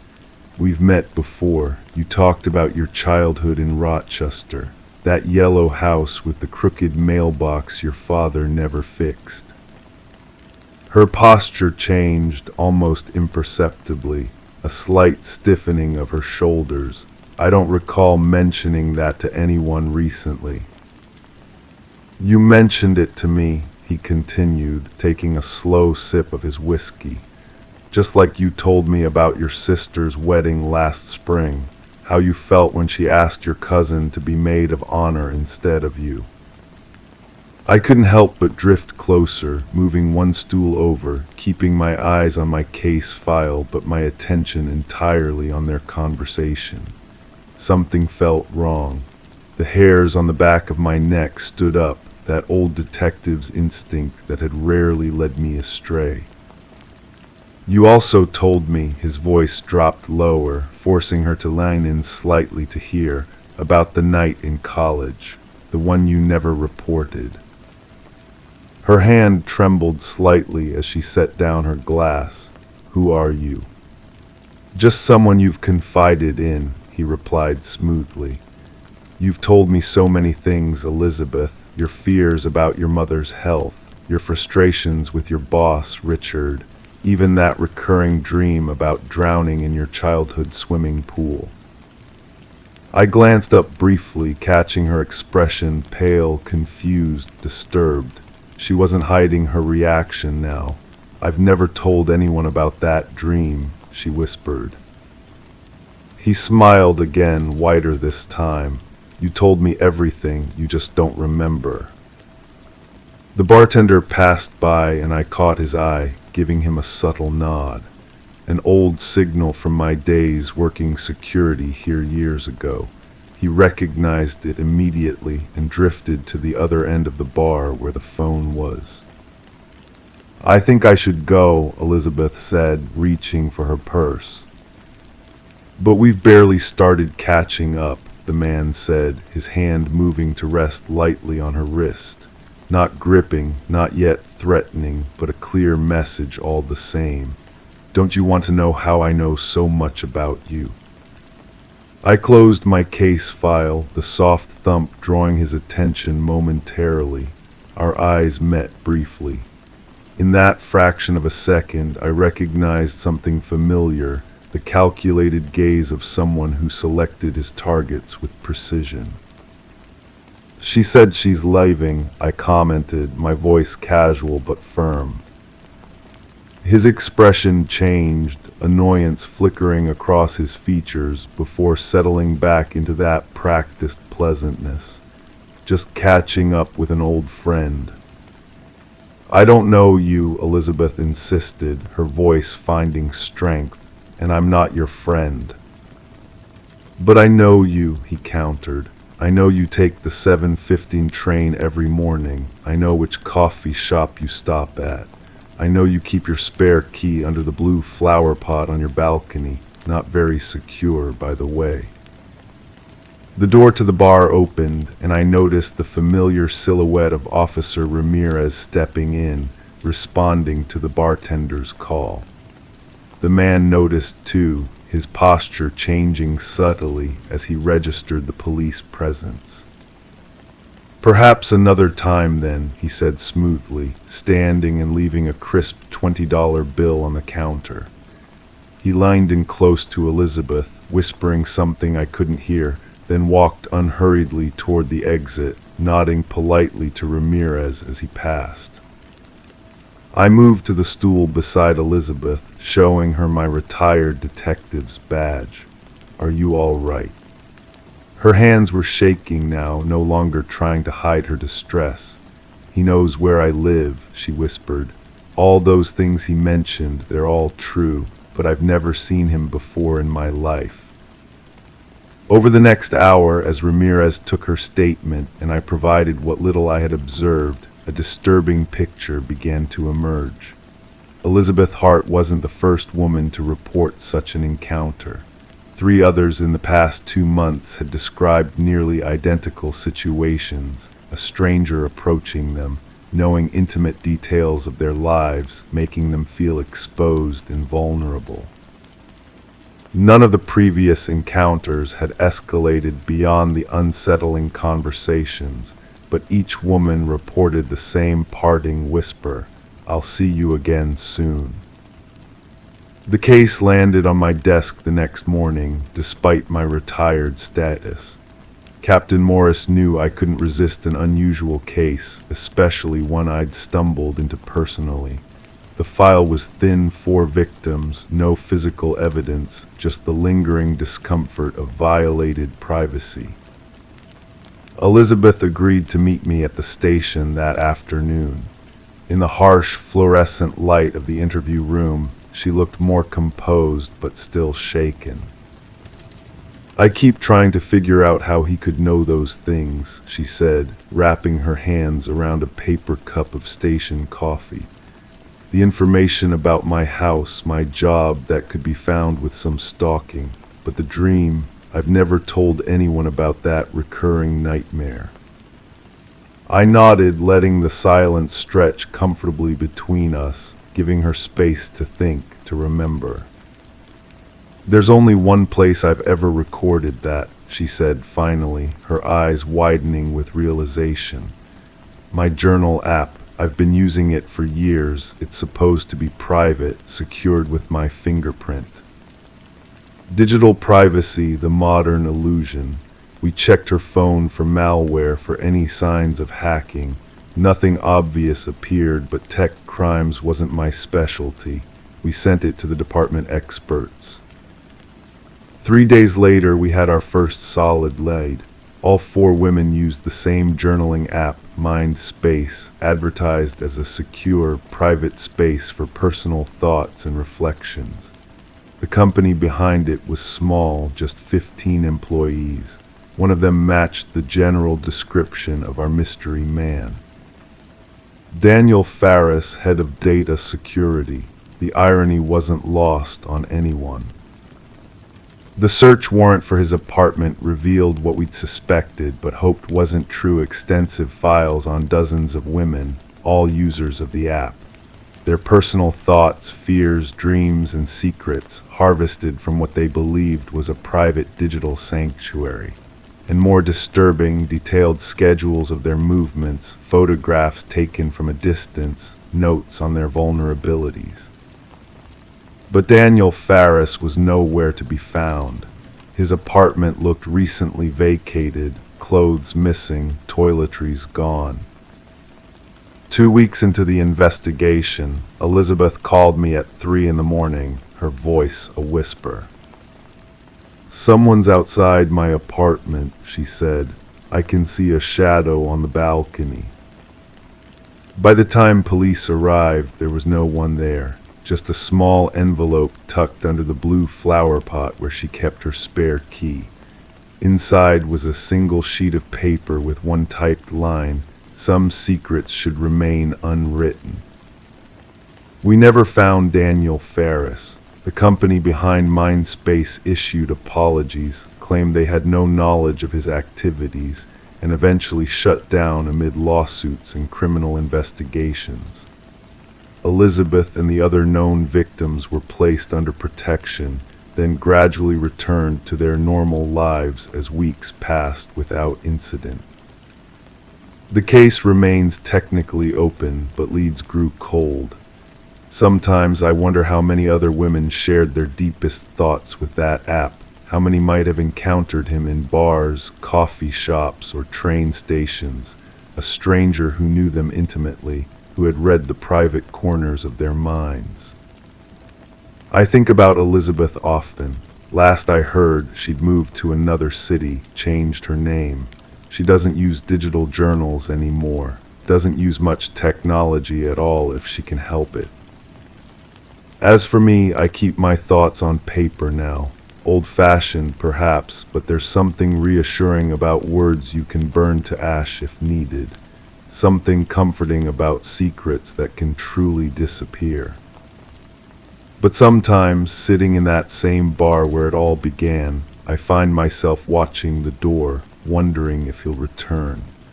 Wondering how many secrets he still carries in his head, how many lives he's quietly observing from the shadows. And I wonder, too, about the whispered words he left with each woman before disappearing. Words Elizabeth finally shared with me months later, when the case had gone cold and her guard had started to lower. "Next time," he had whispered, "I'll tell you my secrets, too." Story 8. I still remember the weight of my camera that night, the way the cool metal settled into my palms as I stepped onto my back porch. It was just after midnight, and the full moon hung impossibly large in the October sky, casting my garden in shades of silver and shadow, the kind of night that feels both familiar and strange at once. I had always found a peculiar comfort in photographing my yard after dark, the transformation of ordinary spaces when bathed in moonlight. That particular evening, the air held a stillness that made every small sound distinct. The soft click of my camera's shutter, the distant hum of the highway beyond the tree line, the gentle rustling of leaves in an almost imperceptible breeze. I took several shots, adjusting the exposure to capture the way moonlight spilled across my garden bench and the old oak tree that had stood sentinel at the property line since before I was born. Nothing unusual, nothing that suggested anything was amiss. The ordinary ritual of documenting beauty in darkness before retreating to the warmth of my home. The next morning carried the comfortable rhythms of any Sunday. Coffee brewing, sunlight streaming through kitchen windows, the newspaper spread across the breakfast table. I remembered the photographs and reached for my camera, curious to see if I'd captured the ethereal quality of the moonlight as I'd hoped. I scrolled through the images, admiring the play of light and shadow, until I reached the final photograph of the series. My finger froze above the display screen. Something wasn't right. The composition was as I remembered: my wooden garden bench, the old oak tree, the stone path leading to the back fence. But there, just at the edge of the frame where the yard meets the tree line, stood a figure. A man, partially obscured by shadow, but undeniably present, watching. I felt a slow chill creep along my spine as I stared at the image. I hadn't seen anyone when taking the photograph. I would have noticed, wouldn't I? The yard had been empty, silent, mine alone. I zoomed in on the figure. The resolution blurred slightly, but I could make out the outline of broad shoulders, the suggestion of a face turned toward my house, toward me, standing perfectly still as if he had been waiting for my camera to find him. "This isn't possible," I whispered to the empty kitchen. The rational part of my mind searched for explanations, a shadow playing tricks, a trick of the light, perhaps a neighbor walking their dog along the tree line. But even as I considered these possibilities, I knew they didn't align with what I was seeing. I set the camera down and walked to the sliding glass door that led to the backyard. Sunlight washed over the lawn, revealing nothing unusual. No footprints in the dewy grass, no indication that anyone had been there at all. Later that afternoon, while organizing files on my computer, I transferred the photographs from my camera. I needed to examine them more carefully to reassure myself that there was a logical explanation. As I opened the final image again on my larger monitor, my breath caught in my throat. The figure was clearer now, and different. He had moved. In the original viewing on my camera, he had been standing at the edge of the tree line. Now he appeared to be several steps closer to my house. His posture remained the same, facing forward, watching, but he had unmistakably advanced toward the center of the frame. I checked and rechecked the file data. It was the same photograph, the same digital signature, the same timestamp. And yet the content had altered without explanation. Against my better judgment, I printed the image. I needed something tangible, something I could hold and study that wouldn't mysteriously change. The printer hummed methodically, and I pinned the printed photograph to my bulletin board, making a small mark with a pen to indicate where the figure currently stood. Detective Marcus Reynolds arrived the next morning. He carried himself with the deliberate calm of someone who had seen too much to be easily rattled, yet something in his eyes suggested genuine concern as I explained the situation. He examined the printed photograph, taking notes in a small, leather-bound notebook that looked worn from years of use. "And you're certain you didn't see anyone when you were taking the pictures?" he asked, his voice measured and even. "Absolutely certain," I replied, hearing the edge of desperation in my own voice. "I would have noticed. It was completely quiet out there." Reynolds nodded slowly, a gesture that neither confirmed belief nor suggested skepticism. "Do you mind if I take this with me?" he asked, gesturing to the photograph. "I'd like our technical team to look at it." I hesitated, then nodded. As he carefully placed the photograph in an evidence envelope, I opened my laptop to show him the digital version. The figure had moved again. Now he stood beside the garden bench, closer still to the house. Close enough that certain features were becoming discernible: dark clothing, medium height, hands relaxed at his sides. The image quality remained frustratingly insufficient to make out facial features. Detective Reynolds leaned forward, his expression hardening slightly. "This is the same file you showed me on your camera." "Yes," I whispered, "it keeps changing. Every time I look at it, he's closer." Over the next 3 days, Detective Reynolds assembled a small team to investigate. They installed security cameras around my property and assigned an officer to patrol the area at night. Technical analysts examined both my camera and computer, but found no evidence of tampering or manipulation. The photograph itself defied explanation.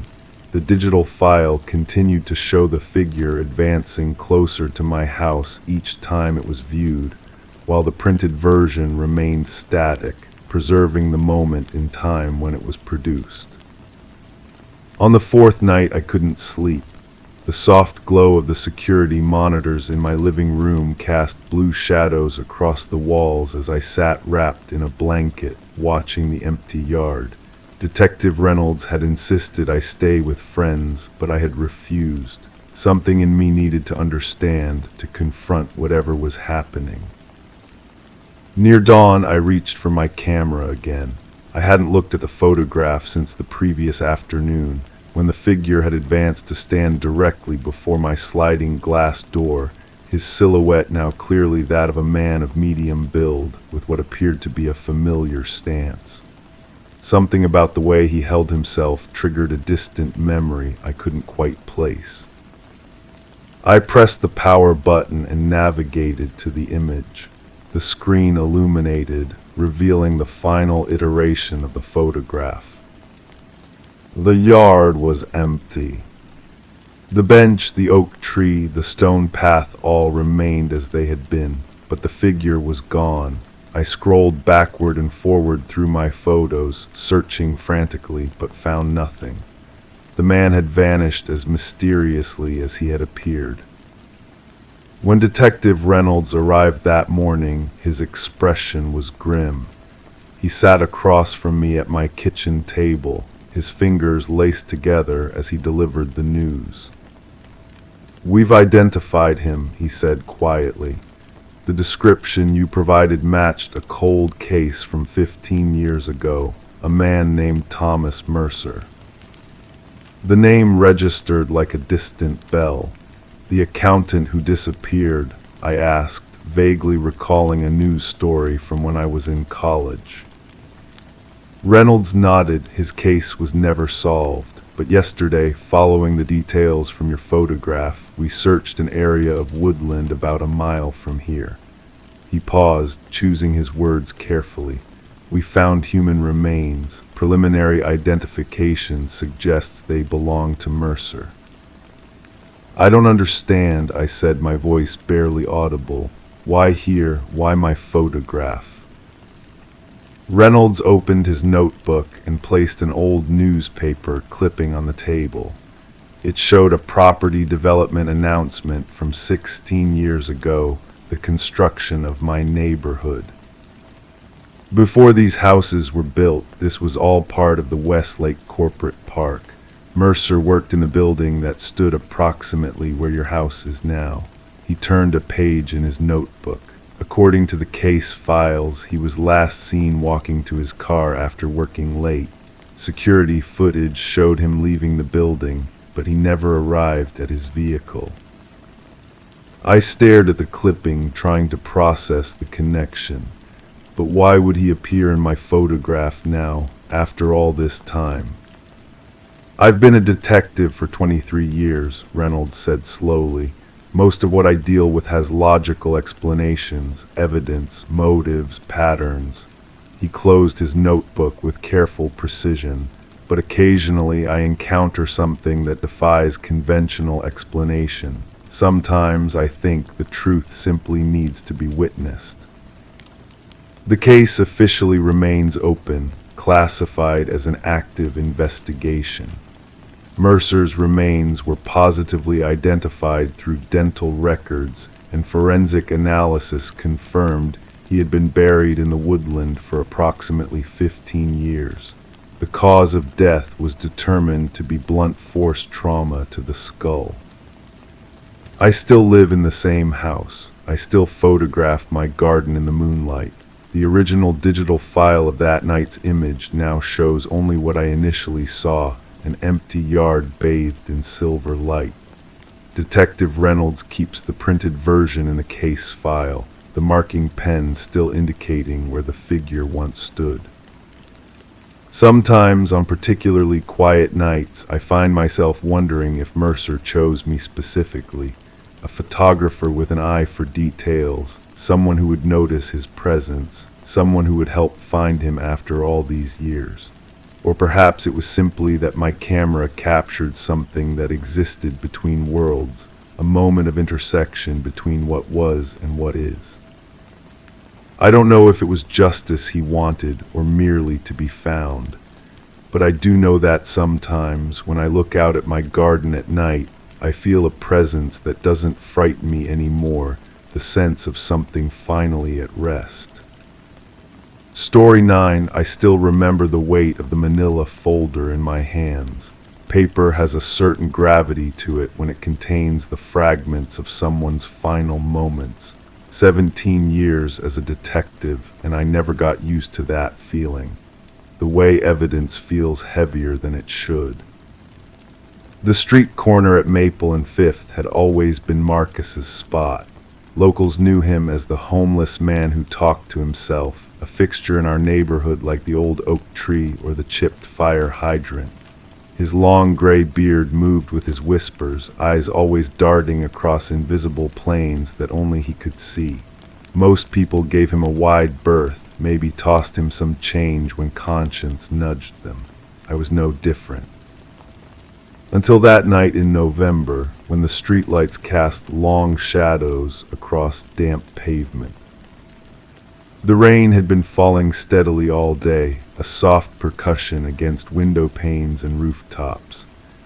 I was walking home from a late shift, collar turned up against the chill, when I heard Marcus's voice, not in its usual mumble, but raised to a desperate shout. "Stop following her." I turned slowly. Marcus was pointing directly at me, his finger trembling, eyes wide with a terror I'd never seen before. And then, as if speaking to someone standing between us, someone I couldn't see, he whispered words that would echo in my mind for months to come. "It's too late, she's already theirs." Sleep evaded me that night. His words played on repeat as I stared at my bedroom ceiling, watching headlights from passing cars sweep across the walls. The next morning, I decided to speak with him. Marcus wasn't at his corner, nor the day after. By the third day of his absence, something cold and insistent settled in my stomach. The call came in on the morning of the fourth day. Construction workers breaking ground for a new building 2 blocks from Marcus's corner had discovered something buried in shallow soil, something wrapped carefully in plastic sheeting.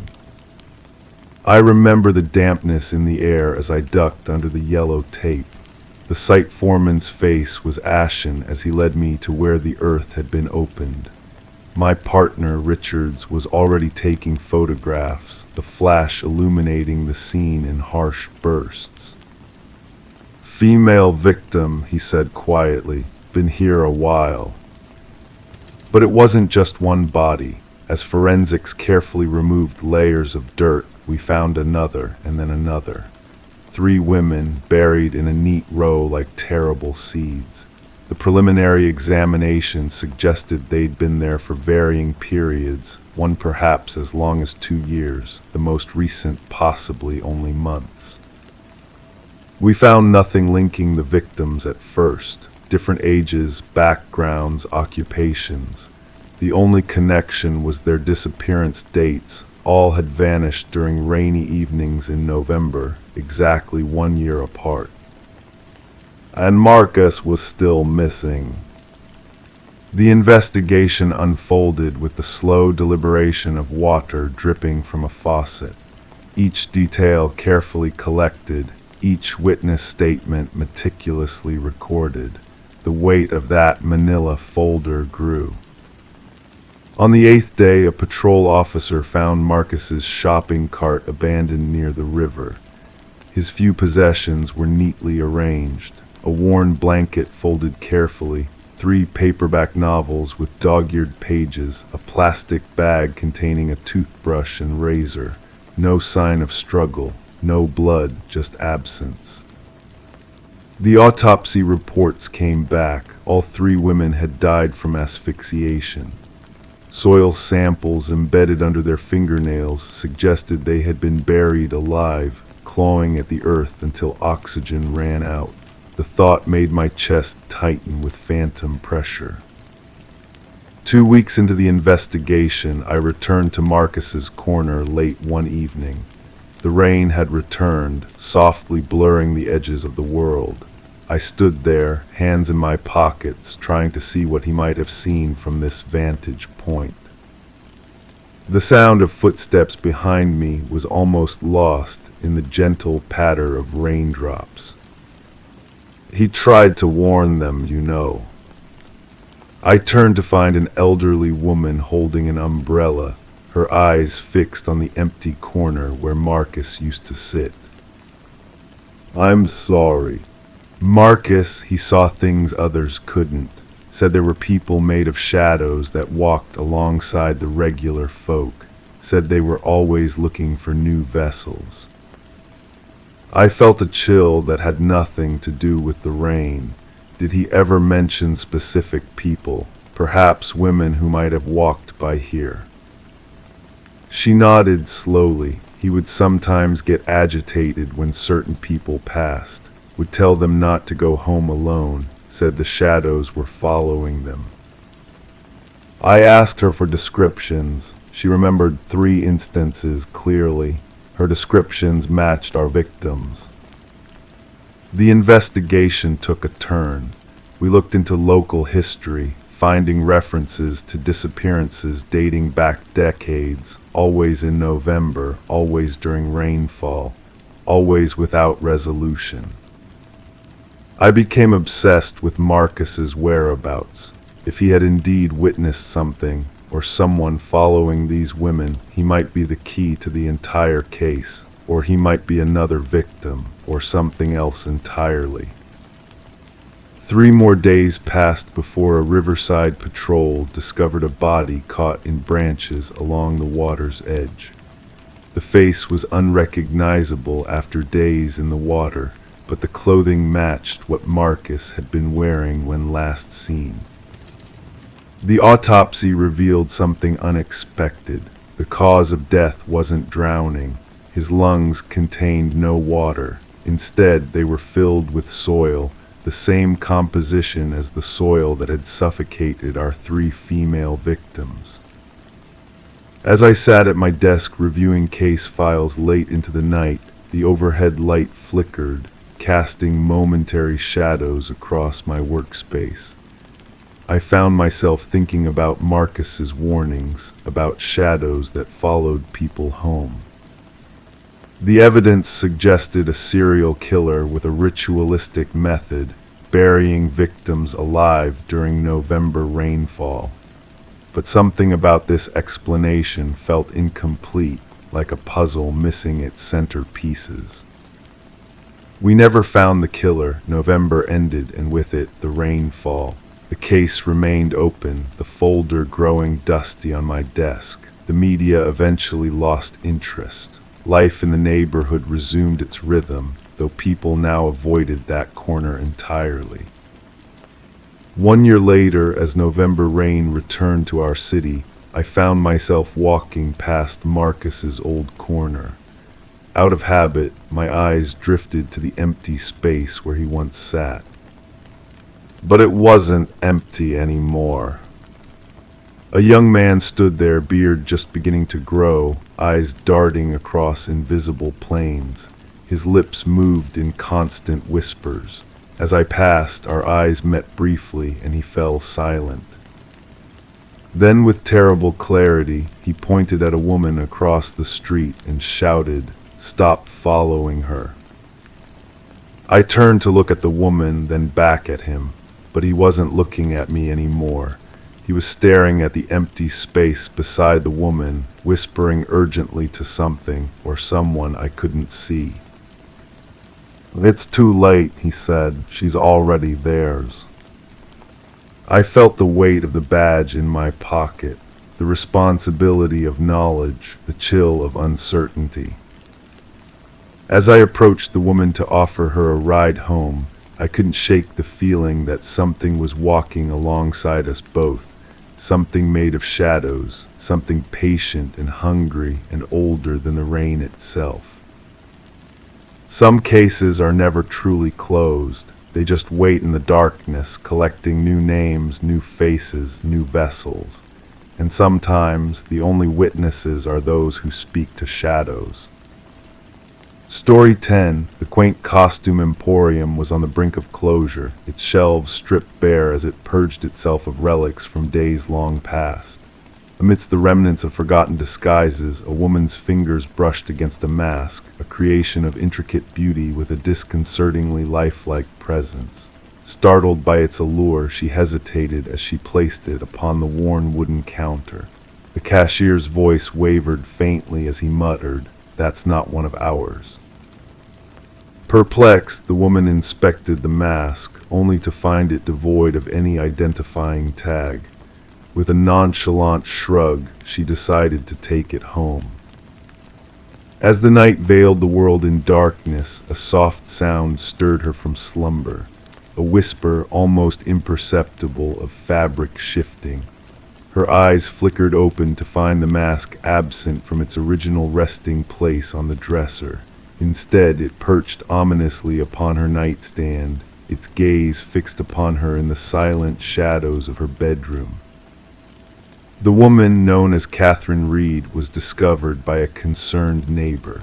The front door stood slightly ajar, allowing the pale light of dawn to spill tentatively into the otherwise dim abode. Expecting a simple book return, the neighbor stumbled upon a scene that would echo through the corridors of time. Catherine lay still upon the bedroom floor, the mask nowhere to be seen. Detective Morgan arrived at the scene as forensics meticulously documented every detail. The rhythmic click of camera shutters punctuated the hushed murmurs that lingered in the air. "No signs of forced entry," observed an officer, scribbling in his notepad. The detective's keen eyes wandered, absorbing the subtle nuances that eluded casual observers. A solitary drawer left ajar, a half-empty water glass adorned with traces of lipstick on the nightstand. Everything appeared mundane, save for the lifeless form of the woman who would never awaken. The somber-faced medical examiner knelt beside Catherine's body, his findings shrouded in uncertainty. Cause of death remains elusive upon initial assessment.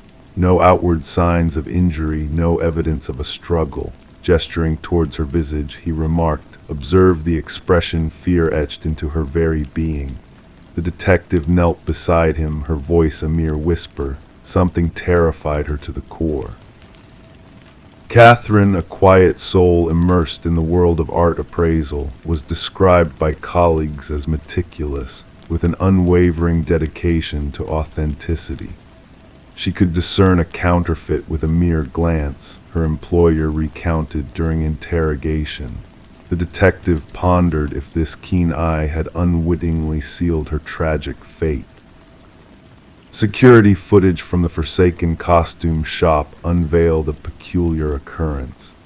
The cashier appeared genuinely bewildered by the mysterious mask, prompting a consultation with the shop's owner, who adamantly disavowed any knowledge of its origins.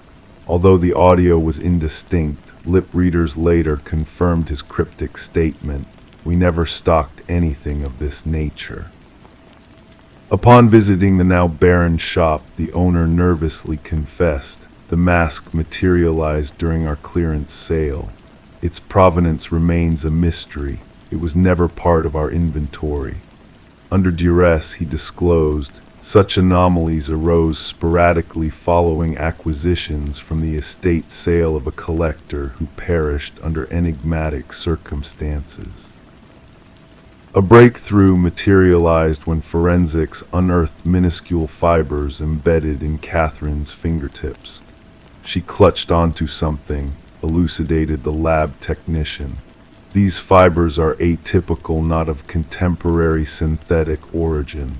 They consist of a blend of human hair and an enigmatic organic substance unidentifiable in any database." The investigation unraveled a tapestry of comparable fatalities spanning decades. Each victim had acquired a peculiar mask shortly before meeting their demise, their countenances frozen in sheer terror. Each enigma lingered unsolved, a testament to the enigmatic forces at play. A retired detective, privy to one such enigma, agreed to a clandestine rendezvous. Within the dimly lit confines, he pushed a weathered file across the table, his hands trembling imperceptibly. Inscribed within each mask, concealed beneath the lining, were ancient symbols, he revealed. A scholar postulated their connection to a ritual entailing the transference of souls. A serendipitous revelation emerged from an unexpected source. Concealed behind a loose baseboard in Catherine's dwelling was a journal. Her final entry chronicled an escalating sense of unease, a pervasive feeling of being surveilled within her own abode. Delving into the mask's origins following the cashier's peculiar reaction, she drew parallels to a series of puzzling fatalities. "The mask stirs," her frantic script conveyed. "It watches me in the night." I uncovered markings within its symbols mirroring those from unsolved cases. The collector of these masks met a similar fate. Each mask claims a life heir migrating onwards. The entity yearns for a new vessel when the mask chances upon one cognizant of its true nature. The detective methodically pieced together the puzzle. The enigmatic fibers, Catherine's investigative pursuits, the recurring pattern of fatalities. The medical examiner eventually ascertained the cause of death, cardiac arrest induced by sheer dread. What specter could evoke terror so profound it halted a beating heart? The perplexing case assumed an even darker hue when surveillance footage from a neighboring residence unveiled an oversight. A figure emerged from Catherine's domicile under the shroud of night, donning what appeared to be the mask, moving with her distinctive gait yet subtly askew, as if an alien force puppeteered her motions like a macabre marionette. An alert was issued for the missing mask, yet it eluded capture, resurfacing 6 months later in a vintage boutique across the nation. By the time authorities arrived, it had exchanged hands, its new possessor undocumented. The enigma lingers unresolved, a chilling enigma sequestered within the annals of obscurity. The detective safeguards Catherine's journal within her desk, a poignant memento of a verity too arcane for official channels. In the stillness of night, she startles awake, ensnared by an intangible gaze. Securing her abode, she endeavors to banish thoughts of the mask that may one day seek out another cognizant soul, a receptacle awaiting occupancy, perpetuating a cycle that originated eons past and endures into perpetuity. The mask bides its time, awaiting rediscovery. And when that moment arrives, another soul shall awaken to the quiet stir of nocturnal movements, only to find the mask drawing near as they dream, its vacant eye sockets fixated upon them, hungering for the essence that resides behind their eyes. Story 11, the worn envelope with its aged edges and fresh stamp, held a secret unveiled by the detective's careful hands. The paper within bore a message in a hurried, uneven font: "I am sorry for what I did." A dampness clung to the sheet, carrying a faint scent of iron. Upon closer inspection, a reddish smear along the bottom edge revealed itself, not the ink of the typing, but something more sinister. Detective Sarah Morgan, with practiced precision, secured the letter in an evidence bag, its reddish stain confirmed to be human blood, a chilling match to a long unsolved homicide case involving a young journalist named Rebecca Warren. Rebecca had been found in her apartment, a victim of multiple stab wounds, her investigative notes scattered. The arrival of this mysterious letter, addressed simply to Homicide Division, breathed new life into the cold case that had haunted the department for years. The lack of fingerprints on the paper and envelope hinted at a careful sender, one who had worn gloves. The postmark, however, provided a glimmer of hope, a tangible light after months of dead ends. Gathered in the briefing room, Detective Morgan presented the letter to her team, the image taking center stage on the board adorned with fruitless suspect profiles and timelines. "This changes everything," she announced. "Our killer shows remorse." Detective James Chen, her longtime partner in the investigation, raised a counterpoint. "Or perhaps it's a facade, a theatrical ploy to toy with us," he suggested. The unique typewriter impression patterns led the forensics team to an antiquated model out of production for decades, a rare but not unattainable find. They scoured antique shops and collectors for a match. Delving deeper into Rebecca's life, they uncovered her dedication to uncovering corruption, particularly in a wealthy family embroiled in a tumultuous inheritance dispute. Her boyfriend, Michael Barnes, once a grieving figure with a solid alibi, now exhibited subtle signs of unease upon the letter's arrival, hinting at hidden truths. In a twist of fate, a second letter arrived, mirroring the first in typewritten confession and blood-stained remorse. The trail led to the mansion of the deceased patriarch, where suspicions fell on the eldest son, Richard, and his collection of vintage typewriters. A breakthrough emerged when microscopic fibers from the envelopes matched custom stationery exclusive to the family's youngest daughter, Eleanor. Richard's hidden room unveiled a trove of incriminating evidence, tying him to the murder of Rebecca. The unexpected link between Richard and Michael, revealed through financial transactions and a chilling recording, painted a damning portrait of their collusion in silencing Rebecca permanently. As the trial unfolded, Richard's protestations of innocence crumbled beneath overwhelming evidence, leading to a swift guilty verdict. The closure brought to Rebecca's grieving parents by the conviction served as a stark reminder that even the most meticulously planned crimes carry traces of guilt that can unravel the most cunning of killers.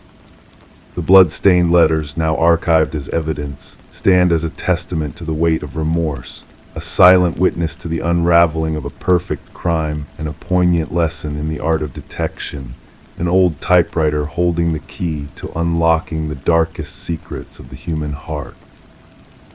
Story 12. In the dimly lit apartment, age whispered through the walls.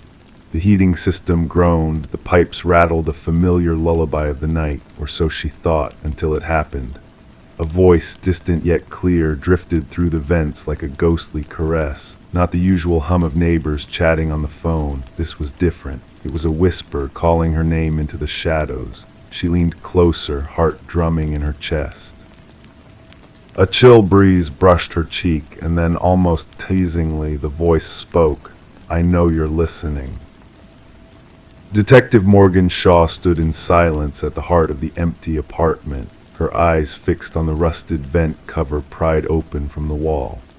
Around her, the forensic team moved with precision, capturing the scene in flashes of light.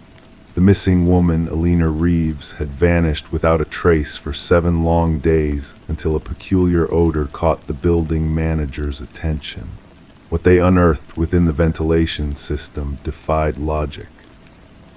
She claimed to hear voices through the vents, Officer Patel recited from his notes. But the building management dismissed her claims, blaming the old heating system's peculiar noises. Shaw knelt by the vent, observing the deep scratches surrounding it. "These marks weren't made by tools," she whispered. The metal bore desperate gouges, as if someone's fingernails had frantically clawed at the cover from the inside. Alina had been a beloved figure, a teacher with a penchant for nurturing life, both in her classroom and in the plants that flourished on her windowsill.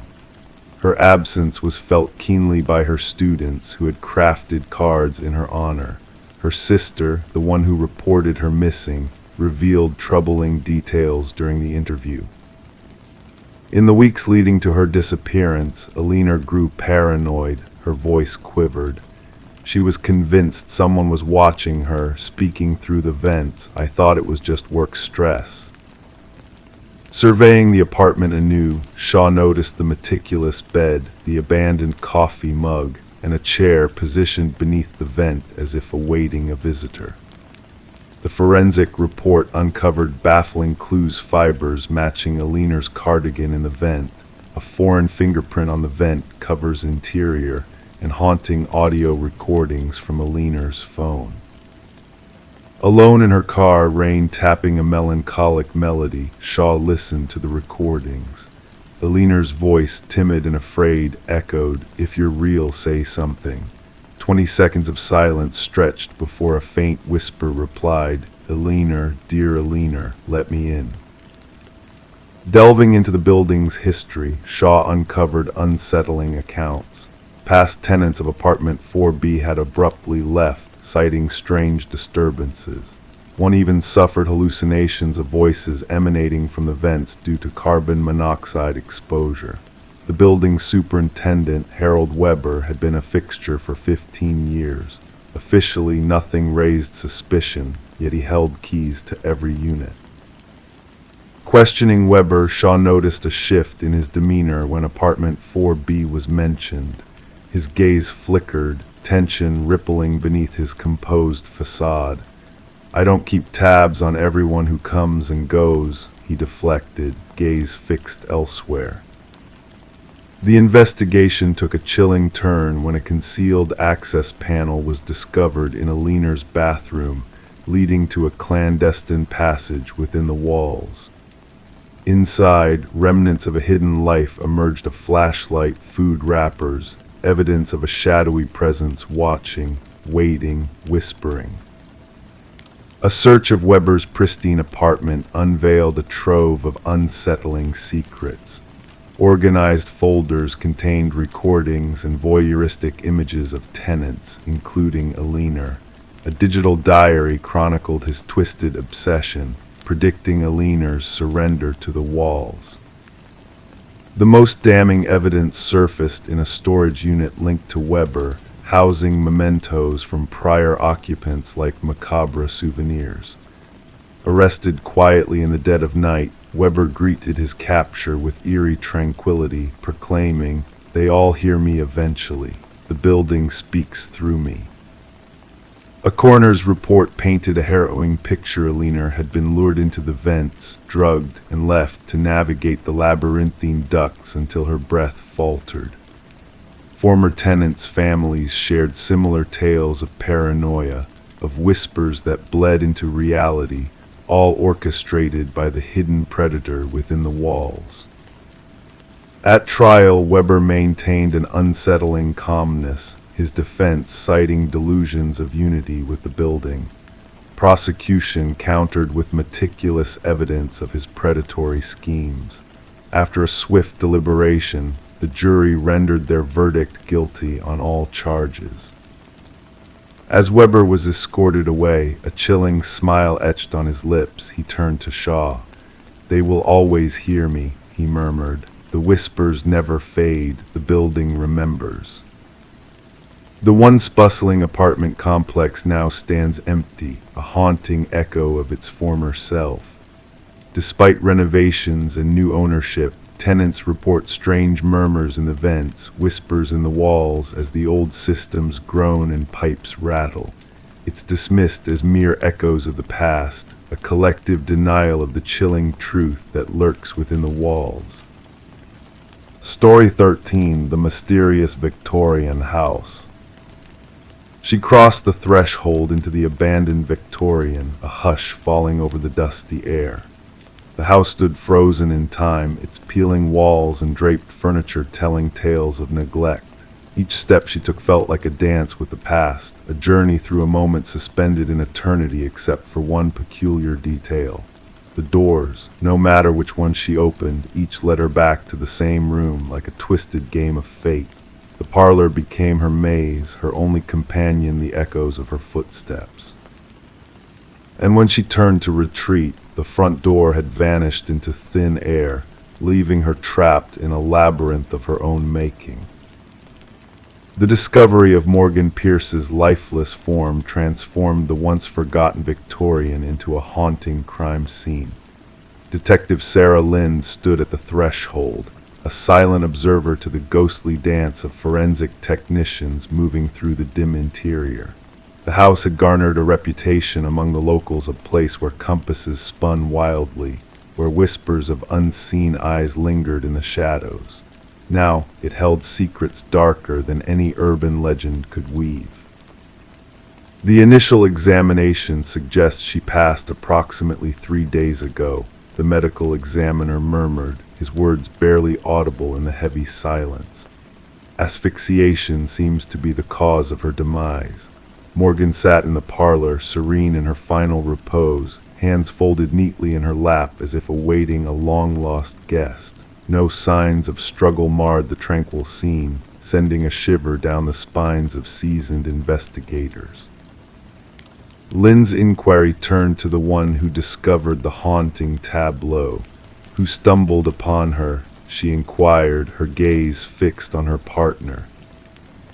"A real estate agent showing the property," came the response. "They mistook her for a trespasser until they drew near." The Victorian had remained untouched since the passing of its previous owner, Alina Blackwood, leaving it a forgotten relic of bygone days. Legal disputes had rendered it unwanted, unsold, a realm only visited by vandals and the curious seekers of thrill. Morgan Pierce, a young scholar of 26, had delved into the mysteries of architectural anomalies for her academic pursuit. Known for her meticulous nature and unyielding curiosity, she had been drawn to the Victorian with its whispers of enigmatic spaces. Her roommate reported her missing 2 days prior, Lind mused, scanning through her notes. Morgan spoke of visiting the House of Lost Souls for her studies. As the investigation unfolded, a tale of repeated visits to the enigmatic house emerged from Morgan's journal entries.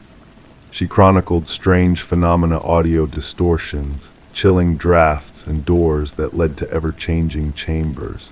In her final musings, she spoke of capturing the elusive anomalies with specialized equipment that had vanished without a trace. The autopsy unearthed an unexpected twist, a rare alkaloid in Morgan's system, a substance linked to shamanic rituals known to induce disorientation and vivid visions, yet not in fatal doses. She wasn't one to dabble in recreational substances, her partner defended. Morgan held her methods to the highest standard. This was no accident. Deleted messages recovered from Morgan's phone hinted at a mysterious connection, a kindred spirit who shared her fascination with the Victorian. Cryptic dialogues painted a tapestry of intimacy and enigma. The house holds memories, one message whispered. It seeks understanding. The trail led Lynn to Adam Reeves, an expert in architectural lore who had exchanged words with Morgan. Their bond transcended the professional, delving into realms of personal intrigue. Reeves spoke of the Victorians' hidden depths, of a design meant to confound and beguile. Yet his alibi placed him miles away at a university symposium when Morgan met her fate. A revelation from Alina Blackwood's distant grandson shed light on a dark family secret, a legacy of deaths within the Victorian, all found in the parlor, all bearing the mark of peaceful repose. The claiming, he called it, a curse that spanned generations, hidden beneath layers of denial. A hidden chamber behind the parlor hearth unveiled a trove of ancient artifacts, a shrine to liminal spaces and the deity that guarded them. The alkaloid residue on the relics echoed the substance in Morgan's veins, binding her fate to the house's enigmatic past. As dust patterns whispered of unseen voyagers, Lynn's team uncovered foreign fingerprints, a ghostly presence in the house's dance of shadows. 3 weeks into the inquiry, Adam Reeves joined Morgan in the realm of the departed, his expression mirroring hers, his body a vessel for the same potent alkaloid. Clutched in his grasp, a key emerged, a key that unlocked the mysteries of the hidden compartment, a key that bound him to a fate older than time. His final missive, a testament to truth preserved, spoke of perceptions warped and truths unveiled, of doors that led in circles until one grasped the elusive key to freedom. The case remained a riddle unsolved, a tale of suspicious demises cloaked in shadows. The Victorian stood condemned, its secrets buried beneath layers of official scrutiny. Yet whispers persisted of lights flickering within its haunted halls, of souls lost to the house's siren call. Some claim the house devoured those who dared to comprehend its mysteries too deeply, while others spoke of ancient powers lurking in the interstices of reality. The truth lay veiled, an enigma as confounding as the house itself, where every door led back to the beginning, trapping souls in an eternal dance of shadows and light. Story 14, The Enigmatic Doppelganger. She cleared the mist from the mirror, her gaze fixed on her reflection. Everything appeared normal at first glance, her face, her attire unchanged. Yet a disquieting sensation crept over her the longer she peered, a flicker in her peripheral vision, a motion not of her own making. When she turned away, her reflection remained motionless, observing. Rebecca Thorne's puzzling journey commenced in her bathroom with that unsettling encounter. What unfolded would baffle investigators and cast a shadow over the community for years to come. Residing solo in a modest abode in a tranquil suburban enclave, Rebecca was known as methodical and reserved, maintaining a polite distance from her neighbors. Her occupation as a data analyst for a mid-sized corporation shaped her life with routine and precision. Nothing about her hinted at her future role in one of the decade's most perplexing criminal enigmas. The initial signs seemed trivial. Rebecca noticed minor displacements of objects in her dwelling, nothing missing, merely rearranged. A mug on a different shelf, books shuffled, her toothbrush on the wrong side of the sink. She brushed off these odd occurrences as absent-minded slips, attributing them to her prolonged hours staring at screens under harsh fluorescent lights. Detective Marion Shaw entered the picture when Rebecca, after enduring weeks of these disturbances, finally reached out to the authorities. Initially, the assessment leaned towards mental health concerns rather than criminal activity. Shaw recorded the complaint but placed it among the stack of low-priority cases. No concrete evidence, Shaw later recalled. No signs of forced entry, no missing items, just a woman sensing a disturbance in her own home. The pivotal moment arrived with the bathroom mirror incident. During her subsequent contact with the police, Rebecca vividly recounted how her reflections seemed to move independently, instilling a sense of being watched even in solitude. This time she had proof, footage from a security camera she had installed, aimed at her front door. The recording unveiled a chilling revelation that sent shivers down the spines of seasoned officers. The grainy video captured Rebecca leaving for work, followed by an identical figure using a key to enter her residence 20 minutes later. Forensic experts scrutinized the footage for signs of manipulation or tampering, but found none. The intruder moved, dressed, and carried the same distinctive bag as Rebecca. Yet, according to timestamp data from her workplace security system, Rebecca had already checked in at the office across town. "We're facing a doppelganger scenario," Detective Shaw informed her superiors. "Someone who has meticulously studied Ms. Thorne and can replicate her with eerie accuracy." The investigation deepened. Fingerprints within the dwelling matched only Rebecca's, with no foreign DNA traces discovered. Neighbors reported no unusual sightings, just Rebecca's routine comings and goings. Mrs. Keller, a neighbor, recalled greeting Rebecca upon her return one evening to no response, an anomaly but not a cause for alarm. Rebecca initiated a journal to document the anomalies proliferating in her home.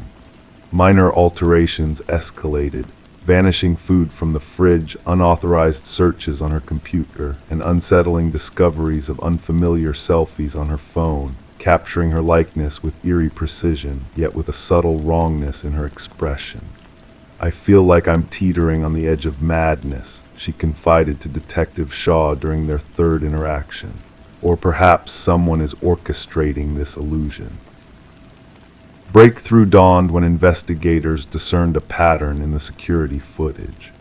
The doppelganger only materialized during Rebecca's absence for specific engagements, therapy sessions, yoga classes, Sunday morning grocery runs, prearranged activities with predictable durations.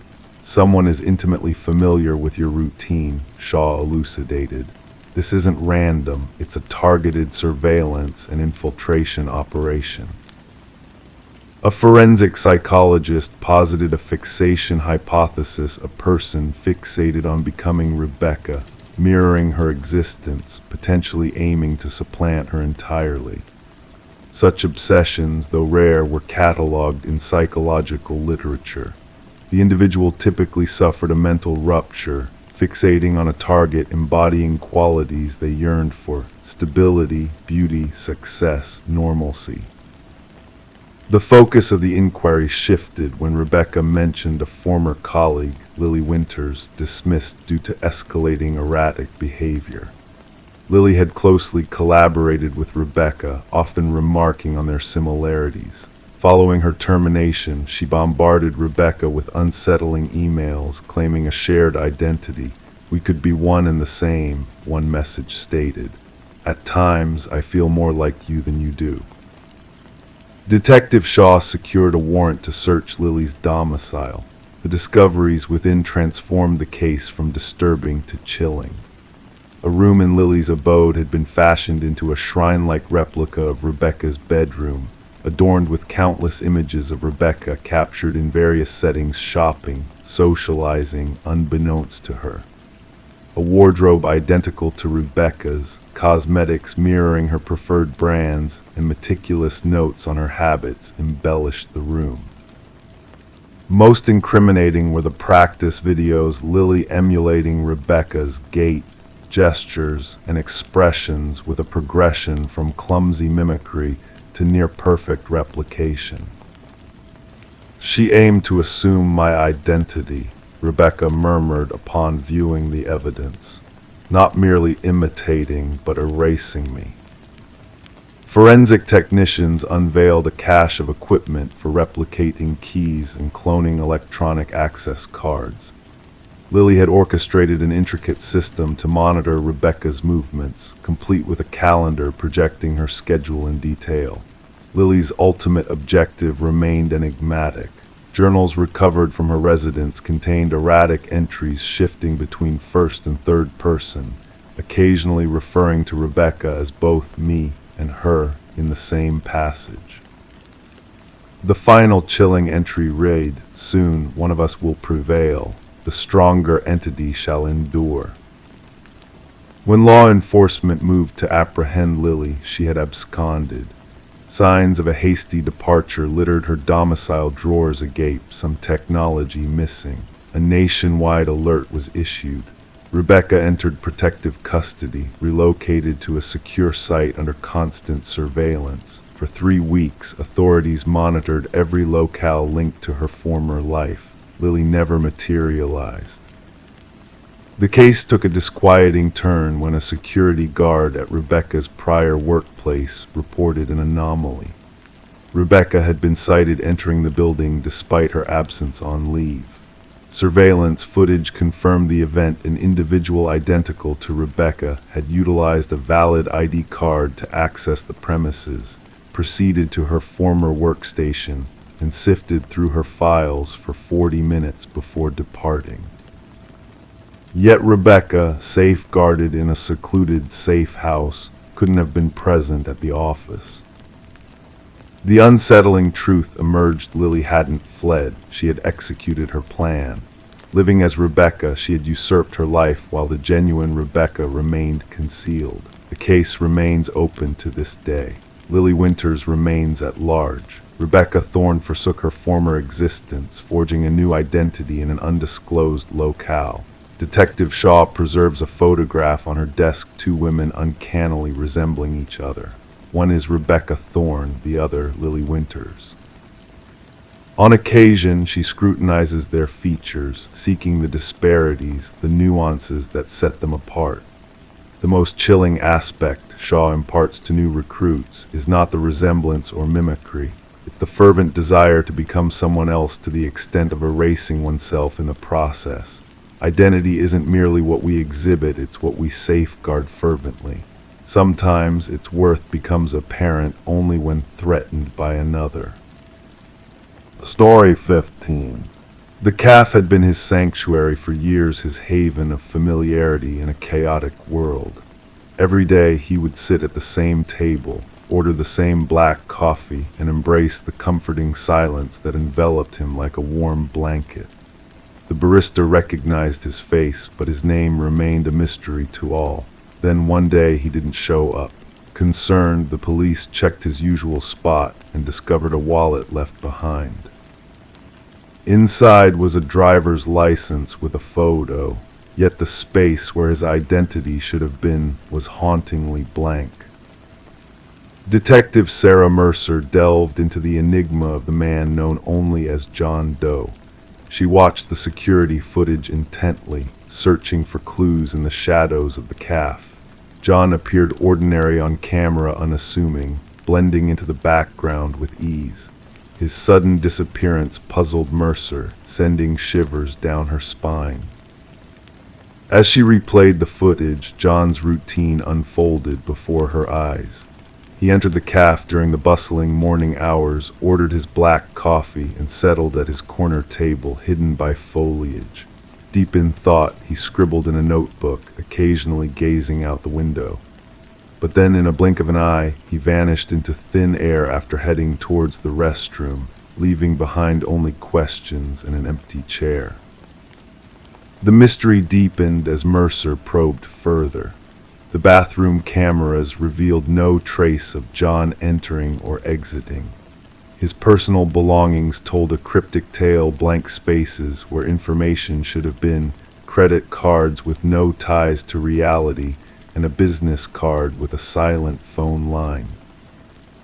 The barista's recollections painted a picture of a solitary figure, always alone, always lost in his writings. His notebook, filled with cryptic symbols and enigmatic sketches, baffled even the most seasoned code breakers. Mercer's pursuit led her to a peculiar observation, the flicker of the time stamp whenever John entered the cafe, a subtle anomaly that hinted at something beyond rational explanation. A mirror, ancient and ornate, caught Mercer's attention. Its symbols mirrored those in John's notebook, hinting at a connection she couldn't ignore. Behind the mirror, a hidden compartment revealed a trove of identical wallets, each a piece of the enigma that was John Doe. A journal chronicling decades of experiments in temporal manipulation lay within, shedding light on a world where reality blurred. The journal spoke of an experiment reaching its zenith, of a man who dared to traverse boundaries unseen. Mercer's investigation unraveled a tapestry of parallel realities and quantum mirrors where the ordinary intersected with the extraordinary. A chance encounter with a former physicist unveiled the truth. Daniel Weston, a brilliant mind lost to the fabric of reality, seeking passage through the mirror's threshold. The cafe, built atop a forgotten laboratory, became a conduit for Weston's transcendent journey. In a moment of revelation, Mercer witnessed the impossible, a reflection of John Doe watching himself, two versions of the same man coexisting in a realm beyond comprehension.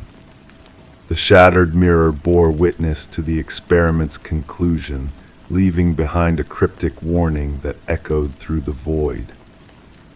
The tale of the man who slipped through the cracks of existence remains a mystery, a whispered enigma in the annals of time. The cafe, a sanctuary of secrets, faded into memory, its walls echoing with the ghostly presence of a man lost to the fabric of reality. Mercer, haunted by the echoes of a reality beyond her grasp, found solace in the words of an enigmatic notebook, her own reflection a mirage in the shifting sands of time. Story 16. She always avoided the attic, finding it unsettling, but when a sudden storm caused a leak in the roof, she had no choice but to venture up there. The attic was a forgotten realm, shrouded in dust and cobwebs, where time seemed to have stood still. Amidst the forgotten relics in the darkest corner stood an old dollhouse. Its intricate details sent shivers down her spine. The miniature furniture within was meticulously arranged, each piece a replica of reality. Yet as she peered closer, a wave of unease washed over her. The figures inside were not mere dolls, they were tiny, hand-carved replicas of her family. Every detail painstakingly recreated, each figure mirroring the exact positions of her family members downstairs. Except for one, the figure meant to represent her, stood by the attic door, watching her with tiny, lifeless eyes. Rebecca Morgan traced her finger along the dollhouse roof, feeling the indentation where the miniature version of herself stood. A chill ran down her spine, not from the cold draft that whispered through the attic, but from the realization that something was amiss. This wasn't her childhood home. It was a rental property her family had recently moved into. The unsettling discovery prompted Rebecca to contact the authorities. Soon, officers arrived at the suburban house to find a family in distress, huddled together in the living room, fearful of what lurked above. Detective Sarah Harmon, the lead investigator, initially brushed off their concerns as mere paranoia, attributing it to the stress of adjusting to a new environment. However, the intricate details of the dollhouse figures caught her attention. Each tiny replica captured a unique trait of the family members, down to the smallest detail. The investigation took a dark turn when forensic teams uncovered fingerprints on the dollhouse that did not match anyone in the family. Even more disturbing were the microscopic cameras hidden in the eyes of each miniature figure, all connected to a sophisticated surveillance system concealed beneath the dollhouse. Analysis of the family's movements revealed a chilling revelation. The miniature figures didn't just mirror their current positions, but also their past actions, indicating a level of observation that bordered on obsession. We were dealing with more than just a stalker, Detective Harmon would later reveal. The level of detail and planning involved was beyond anything we had encountered before. Further exploration of the house led to the discovery of a hidden basement entrance concealed behind a false wall. Inside, investigators found evidence of someone living there for an extended period, unbeknownst to the family above. The absence of forced entry puzzled the authorities, as the property had been vacant for quite some time before the Morgans moved in. The breakthrough in the case came through digital forensics, leading investigators to a small apartment across town. Within the walls of the apartment, they uncovered a disturbing truth. The apartment belonged to Martin Wells, the son of the previous homeowners. His obsession with the house led him to create a hidden living space, where he monitored the unsuspecting tenants through the miniature dollhouse surveillance system. During interrogation, Wells remained eerily composed, revealing his twisted motivation. "They were living in my house, and I needed to ensure they respected it," he calmly stated. His delusional belief that he owned the property and its occupants drove him to extreme measures of control and surveillance. Wells was charged with multiple offenses, including stalking, invasion of privacy, and illegal surveillance.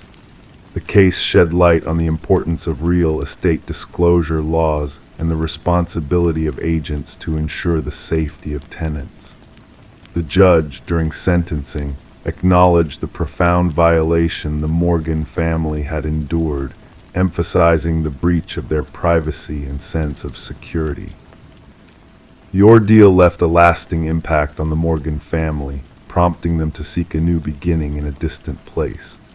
However, the trauma lingered as Rebecca found herself haunted by the lingering fear of being watched.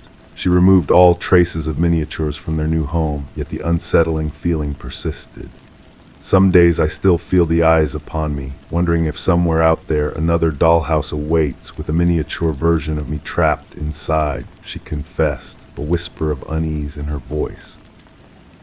The case of Martin Wells remains a chilling reminder of how the line between reality and obsession can blur, leaving unsuspecting victims at the mercy of a disturbed mind. Story 17. The new homeowners perceived it as an oddity the way the old intercom system crackled late at night, a relic from a bygone era revamped but left in oblivion. Then one evening the husband pushed the button out of sheer curiosity. A whisper crackled through the speaker.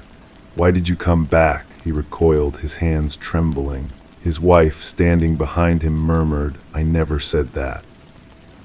The Victorian manor nestled amidst ancient oak trees, its aged facade contradicting the modernized interior. Daniel and Meredith Parker had acquired the property at a surprisingly modest price, despite the real estate agent's uneasy demeanor during the tour. The intercom system, a vintage charm linking all rooms, had charmed the historically inclined couple. Detective Sarah Reeves arrived at the property, gravel grinding beneath the tires of her unmarked vehicle. The call had been about a possible break-in, yet something in the dispatcher's tone hinted at a deeper tale. The tall silhouette of Daniel Parker welcomed her at the entrance, his pallor visible even in the faint porch light. "It all began with the intercom," he explained, guiding Detective Reeves through the grand foyer. "Initially just static, then whispers, then complete sentences. My wife thought I was delusional until she heard it too." In the living room, Meredith sat tense on an antique sofa, hands tightly gripping a steaming mug left untouched. "We discovered something hidden behind the wall," she said abruptly. Daniel wanted to expand the kitchen pantry, and when he tore down the drywall, her voice wavered. Behind the wall, wrapped in decaying plastic, they had unearthed a small leather-bound journal. Detective Reeves donned gloves before delicately unveiling its fragile pages. The script, elegant yet frenzied, belonged to someone named Alina, the presumed former owner. The entries chronicled her escalating suspicion that her husband Vincent intended to harm her. The last entry was 30 years old, Daniel elucidated. After that, silence. The prior owners mentioned they purchased it from an elderly man who moved to a retirement community. The investigation unveiled that Vincent and Alina Blackwood had indeed owned the house. Records indicated Vincent had sold the house shortly after Alina supposedly departed.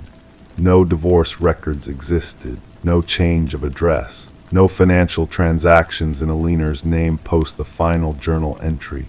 Detective Reeves organized a team to thoroughly inspect the property. Ground-penetrating radar disclosed anomalies beneath the garden shed's concrete foundation. As investigators broke through the aged concrete, the truth emerged in the form of human remains. Forensic analysis confirmed the skeleton belonged to a woman in her 40s, showing signs of blunt force trauma to the skull. A golden wedding band found among the remains bore an inscription, "To Alina, my eternal love." The case against Vincent Blackwood swiftly solidified. Now elderly and residing in a care facility, his mind comprehended the charges brought against him. When presented with the evidence, his response sent shivers down even the seasoned detective's spine. "She wouldn't cease talking," Vincent stated, his voice eerily composed. "Always jabbering through that cursed intercom, monitoring me, interrogating me. I disconnected it, but she rewired it herself. Claimed she wanted to always be able to reach me, no matter where I was in the house." He glanced up, eyes vacant. "I simply craved silence." In his confession, Vincent disclosed how he meticulously crafted the narrative of Alina abandoning him, even sending postcards to neighbors from different locations, penned in counterfeit handwriting. He had resided in the house for years, treading daily over the concrete where his wife lay buried. The trial was swift, with Vincent pleading guilty to murder. The sentencing judge highlighted the premeditated nature of the crime and the decades of deceit that ensued. Daniel and Meredith eventually sold the house, unable to stay after uncovering its grim past. Before departing, they held a memorial for Alina in the garden, now revived post the investigation. The intercom system was eradicated during renovations by the subsequent owners. Workers reported hearing static and whispers during the removal process, attributing it to interference from their tools. Detective Reeves revisited the Blackwood case file one last time before archiving it. As she shut the manila folder, she pondered how the house itself had seemingly transcended time to unveil its secret. The justice system had at last caught up with Vincent Blackwood, all because Alina had found a way to make her voice heard. The local law enforcement dubbed the case the house that answered back. Detective Reeves would occasionally pass by the property on her way home. She never halted, yet she would slow down, window cracked open slightly, listening for whispers carried by the breeze. Story 18: The Mystery of the Watcher. The ancient box lay hidden beneath layers of forgotten belongings in the attic, a relic of the past left behind by the house's previous inhabitants. Among the dust and debris, faded Polaroids rested, capturing moments of joy and togetherness from long ago. Harmless snapshots of birthdays and gatherings, frozen in time. Yet, as she reached the final photograph, a sense of unease crept over Rebecca. In that last picture, taken in her own living room, she saw a family that was not hers. They sat on the familiar couch, framed by the same curtains she had chosen, smiles frozen on their faces. but behind them, barely visible in the shadows, stood a figure, a man, watching silently from the hallway. A shiver ran down Rebecca's spine as she studied the mysterious image. Her fingers trembled slightly, causing the edges of the photograph to quiver. The family in the Polaroid, a woman with golden hair, a man in thick glasses, and two children, remained oblivious to the presence lurking just beyond their sight, a lurking danger that threatened to disrupt their happiness at any moment.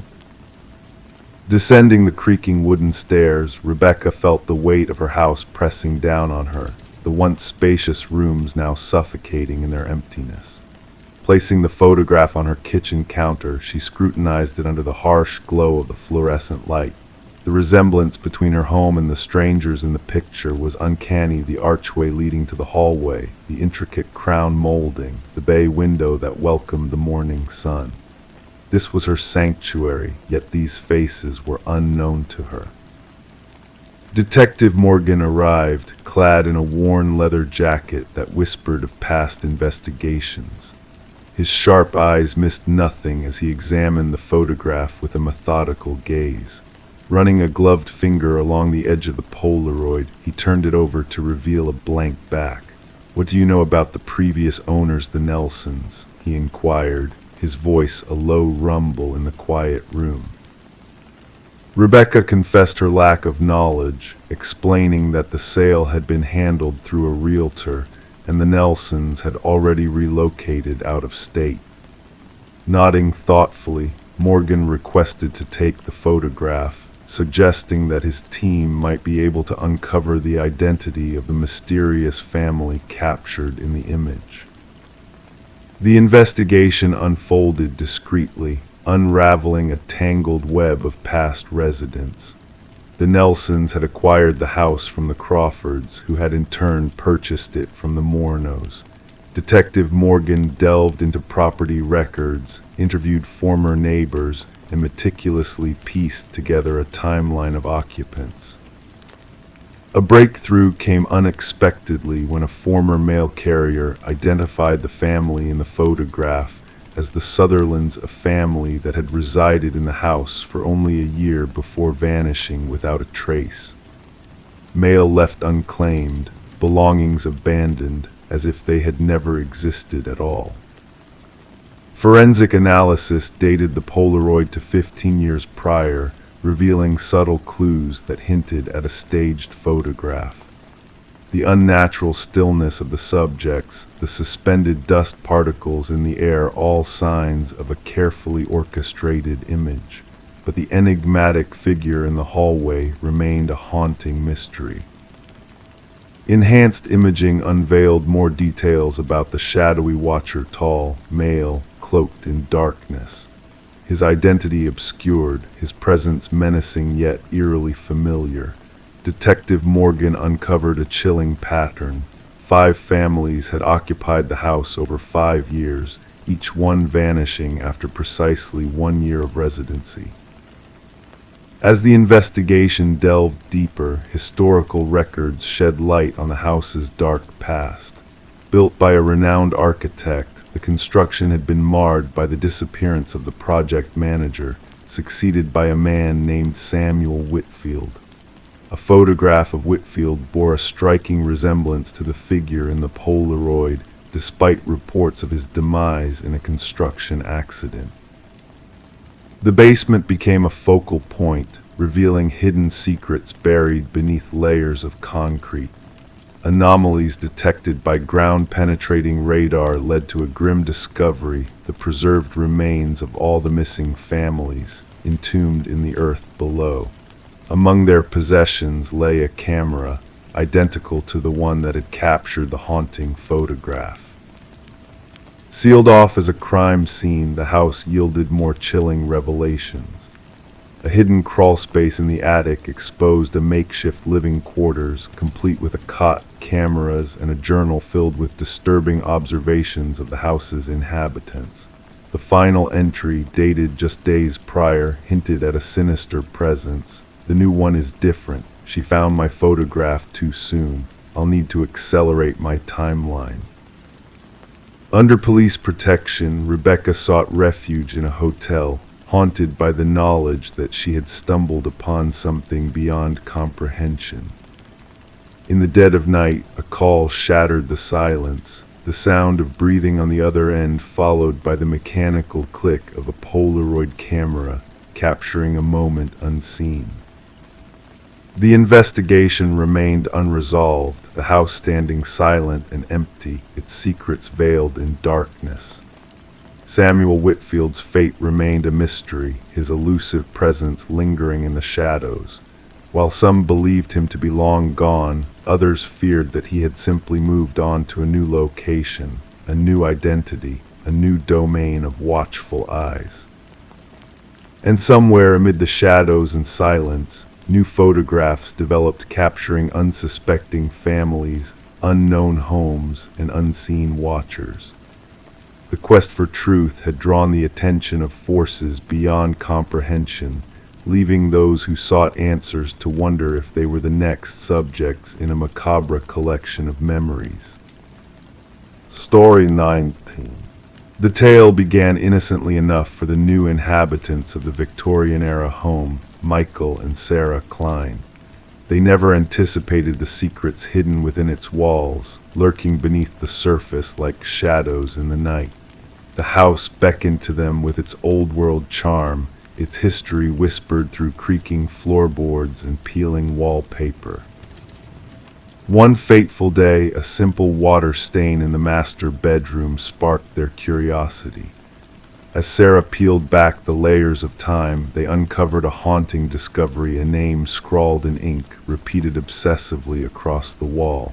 Eleanor Winters, a name unfamiliar to them, yet it echoed through the ages, begging to be heard. Intrigued and unnerved, they delved into the mysterious past of their home. Their search led them down a winding path of forgotten memories and lost souls. Eleanor Winters, a missing person from long ago, bore a striking resemblance to the enigmatic Margaret Cavendish, the woman who had passed the house into their hands. The more they uncovered, the more tangled the web of deceit became. Margaret's disappearance mirrored Eleanor's in a chilling twist of fate, and as they peeled back the layers of deception, they unearthed a truth more sinister than they could have imagined. The walls themselves whispered of a dark secret, a tale of obsession and fractured identities. Eleanor and Margaret intertwined in a dance of madness and despair, their fates bound together by a single tragic thread. Through twists and turns, the truth unraveled like a threadbare tapestry. Rebecca Eldridge emerged from the shadows, a ghost of the past haunting the present. Her fractured mind held the key to the mystery, her alternate personalities weaving a complex web of lies and deception. As the investigation unfolded, the line between reality and illusion blurred. Eleanor's remains unearthed from the depths of the garden, a grim testament to the horrors that had unfolded within those walls. And Rebecca, in her many guises, stood at the center of it, all a tragic figure consumed by her own demons. For Michael and Sarah, the house they had once called home became a specter of the past, a place where nightmares walked hand in hand with dreams. The walls whispered of secrets long buried, their voices echoing through the corridors of time. And as the moon cast its silvery light upon the old Victorian home, a sense of peace settled over the land.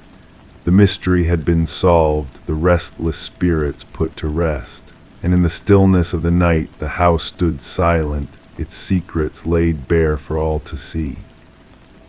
Story 20. In the stillness of the night, a mysterious tale unfolded. It began with a simple arrival, a plain envelope, devoid of any return address, containing a single brass key, weathered with the passage of time. The homeowner, Sarah Miller, felt a strange familiarity with the key, though she couldn't place why. As she tried it in every lock of her house, not a single one yielded to its touch. It was a key without a home. Yet when Sarah placed the key on her coffee table, a long silent grandfather clock echoed through the hallway with a solitary, haunting chime, as if acknowledging the presence of the key. This inexplicable event led Sarah to report the strange occurrence to the authorities, setting in motion a chain of events that would unravel the tranquility of the quiet suburban neighborhood. Initially met with skepticism, the responding officer took the key from Sarah, more to ease her concerns than out of genuine belief in any wrongdoing.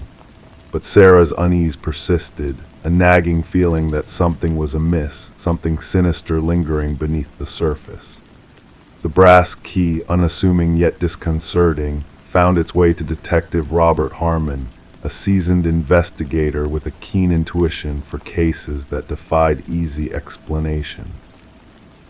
Background checks on Sarah revealed nothing of suspicion, a retired teacher with a clean record, leading a quiet life. The forensic team found no fingerprints on the key except for Sarah's, and the envelope offered no clues save for a generic postmark. The key itself, a common schlage, bore the marks of age and use, hinting at a hidden history. A breakthrough came when Detective Harmon decided to delve deeper, running the key's unique pattern through the department's database. What he uncovered tied back to a chilling cold case, a storage unit harboring dark secrets of blood-stained carpets, tools of violence, and images of unidentified women. The key was a link to a past shrouded in mystery and horror, a past that had resurfaced to haunt the present. As the investigation widened its scope, Sarah's world began to crumble around her.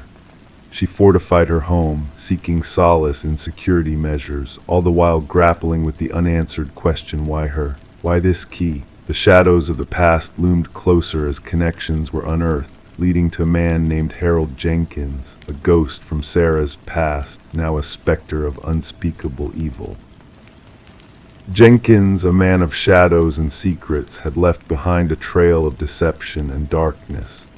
His hidden cabin, a chamber of nightmares, revealed a macabre collection of keys, each one a grim testament to lives lost and souls forgotten.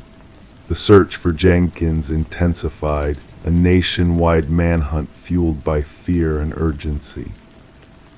In the depths of the wilderness, the final act played out, a desperate fugitive cornered, a tower turned fortress, and a nameless dread hanging in the air.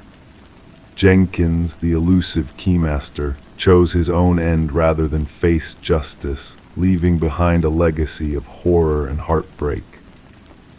The truth, though chilling, brought closure to the families of the victims, a bittersweet resolution to years of uncertainty and grief. Sarah, forever changed by the brush of darkness that had grazed her life, found herself adrift in a sea of unanswered questions and unspoken fears. As the dust settled and the echoes of the past faded, the silent keys bore witness to the unfathomable, a reminder of the fragility of peace and the hidden depths of human depravity. And in the stillness of the night, they whispered a tale of sorrow and survival, of shadows cast long by the light of day. Story 21: The Realtor's Secret. The listing from the realtor made no mention of a basement. The blueprints revealed no hint of its existence. Yet when the family peeled back the worn carpet, a door emerged, concealed beneath the floorboards. With a heavy, rusted handle, it took 3 of them to pry it open. A musty, stagnant air greeted them, laden with the scent of damp earth. Steps descended into darkness. They anticipated a storage space, but what they found was far more unsettling: a solitary chair, a swaying light bulb above, and a row of photographs on the wall. Photographs of them. The Mercer family had moved into the suburban home during the bleak winter months, when darkness shrouded the neighborhood in an eerie stillness.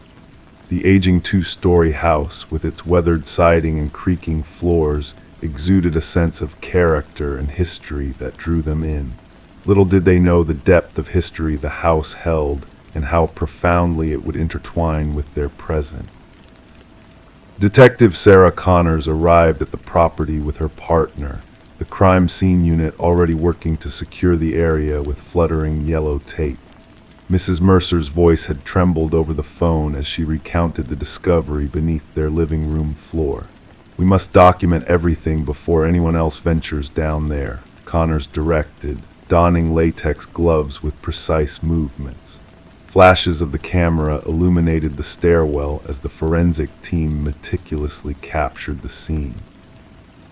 The small basement, akin to a standard bedroom in size, featured concrete walls painted a somber gray. A solitary chair was anchored to the floor at the center, beneath the harsh glare of the bare bulb casting eerie shadows that danced across the room.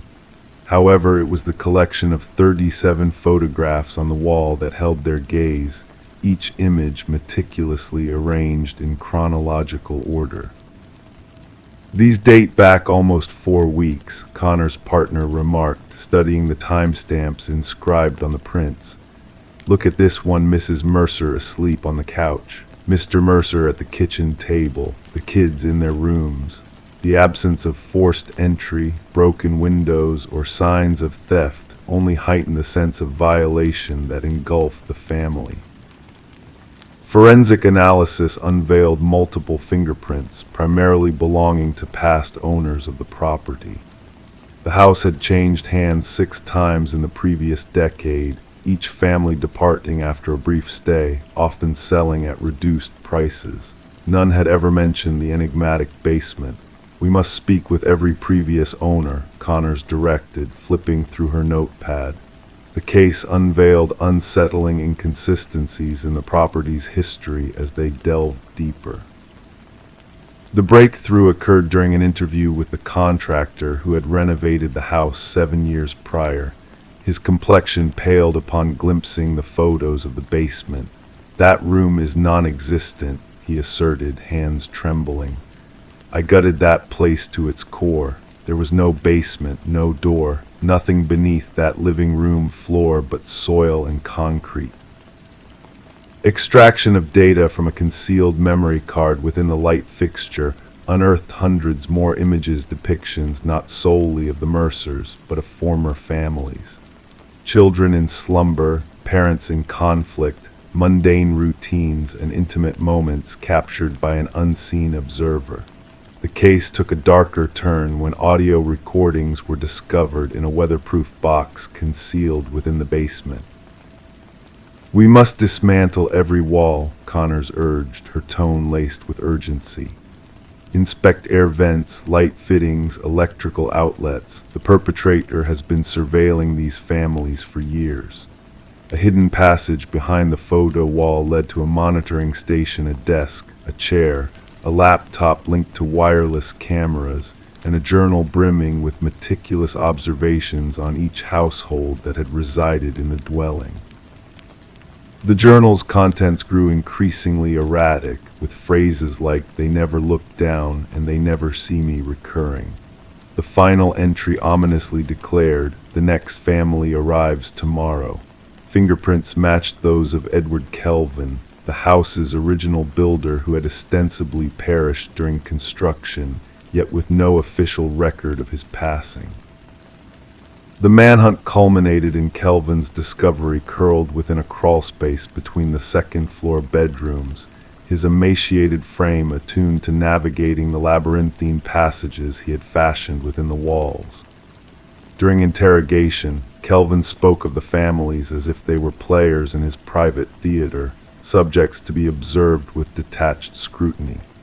To him, they had become his possessions, willingly signing over their lives when they signed the property papers. Psychological evaluations characterized Kelvin as suffering from profound delusions, viewing himself as a custodian of the residence rather than an intruder. The Mercers, like their predecessors, abandoned their possessions, fleeing with only essentials as a chilling truth unraveled during the trial. The jury's verdict left Kelvin unfazed, already lost within the recesses of his fractured mind, where he could still navigate unseen through the phantom passages of a house that now existed solely in memory. The property met its demise, the earth beneath it disturbed and filled, yet for the families haunted by the revelation, the violation endured. In quiet moments, they cast wary glances at air vents, light fixtures, and the junctures where walls met ceilings, pondering if they had ever been truly alone in the dwelling they once believed to be their sanctuary. Story 22. The motel stood there, a relic of a bygone era, its faded sign barely visible in the dusk. Guests came and went, their stays fleeting, as if the place itself wished to be forgotten. The receptionist handed her the key with a knowing glance, a silent warning lingering in the air. "Remember, avoid the last door on the left," his voice barely above a whisper. Intrigue stirred within her, a spark of curiosity that refused to be ignored. That night, shadows danced along the dimly lit hallway as she ventured towards that fateful door. The brass handle felt like ice against her palm, a chill creeping up her spine. To the casual observer, the door appeared no different from the others, but as she pressed her ear to its surface, a soft, rhythmic breath whispered from the other side, a haunting presence that sent shivers down her back. Detective Morgan Reed found herself at the scene, the yellow tape a stark contrast against the drab walls. The metallic scent of blood hung heavy in the air, a familiar tang that spoke of tragedy. Stepping over the threshold, she was met with a scene both serene and horrifying. A young woman lay lifeless on the floor, her gaze fixed on eternity, a silent witness to the violence that had taken her. As Reed knelt beside the victim, every detail etched into her memory, the forensic technician's voice cut through the silence. Another one, same as before. The pattern was clear, a chilling signature left by a predator in the night. The victim's elegant attire clashed with the squalor of the room, a stark reminder of the contrast between life and death. Back at the precinct, Reed delved into the case, each clue leading her deeper into a web of deceit. 3 women, all with a connection to this forgotten motel, their lives extinguished in the shadows. The press buzzed with speculation, painting a portrait of a serial killer on the loose. Autopsy results offered little solace, revealing a tale of intimate violence, a personal vendetta that defied logic. Reed's intuition whispered of a deeper truth, a motive buried beneath layers of deception. Days turned into nights as the investigation unfolded, each piece of the puzzle bringing her closer to the heart of darkness. A breakthrough came in the form of a name, Charles Emerson. A man of influence, his polished exterior belied a darkness within. Reed's interrogation unearthed a tangled web of lies, each thread leading back to the motel, to the last door on the left. Emerson's facade crumbled under the weight of evidence, his carefully constructed world unraveling before her eyes. The truth emerged, a tale of obsession and betrayal, of lives destroyed in the pursuit of power and control. The trial was swift, justice served in a sterile courtroom that offered no solace to the families left behind. Emerson's stoic demeanor cracked, revealing a void where empathy should have been. Reed watched as he was led away, his fate sealed by his own hand. The door on the left case faded from the headlines, a footnote in the annals of true crime. But for Reed, the echoes of that night lingered, a reminder that some doors should never be opened, some secrets left undisturbed. In the depths of the evidence locker, 3 hotel keys lay dormant, silent witnesses to a darkness that had been brought to light. Reed knew that the shadows of the past would always haunt her, a reminder that evil lurked behind even the most innocuous facade. Story 23. In a quaint Victorian house, nestled on a quiet street, a young couple eagerly prepared for the arrival of their first child. The nursery, with its faded blue walls, held a hidden secret waiting to be unveiled. As the expectant mother carefully applied a fresh coat of white paint, she unknowingly set into motion a series of events that would unravel the mysteries of the past. Beneath the layers of paint, a message emerged, cryptic and unsettling. "Don't let it hear you." A shiver ran down her spine as she noticed tiny handprints imprinted in the wet paint, too high for any child to have reached. It was as if unseen forces were trying to communicate a warning from beyond. The discovery in the nursery marked the beginning of what would become known as the Whispering House case. Detective Sarah Klein, a seasoned investigator with a keen eye for detail, arrived at the residence to unravel the enigma shrouding the old Victorian home. The pregnant woman, her eyes weary and hands trembling, recounted the eerie findings to Detective Klein. The detective listened intently as she learned about the abrupt departure of the previous owners, leaving behind a trail of unanswered questions and a house tainted with a dark history. Walking through the creaking corridors of the historic home, Detective Klein felt a chill in the air as she examined the message and handprints in the nursery. The unsettling presence of the past lingered in the shadows, whispering secrets that had long been buried. Delving into the records of the property, Detective Klein uncovered a pattern of unsettling occurrences that spanned decades. Families with children had come and gone, each leaving behind tales of whispers in the night and spectral voices echoing through the halls.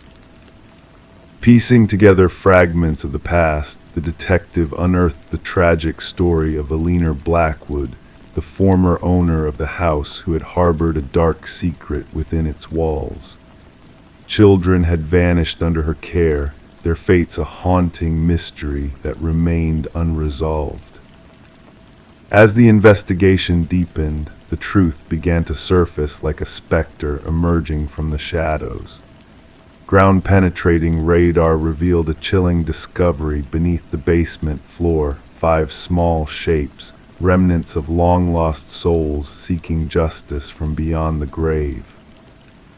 Forensic analysis confirmed the grim reality: the children had met a tragic end at the hands of Alina Blackwood, their spirits lingering in the house, yearning to tell their tale of woe.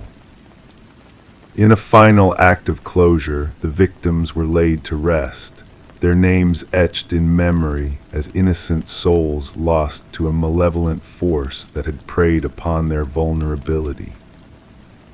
The nursery walls, once witnesses to unspeakable horrors, were demolished, erasing the physical remnants of a dark chapter in the house's history.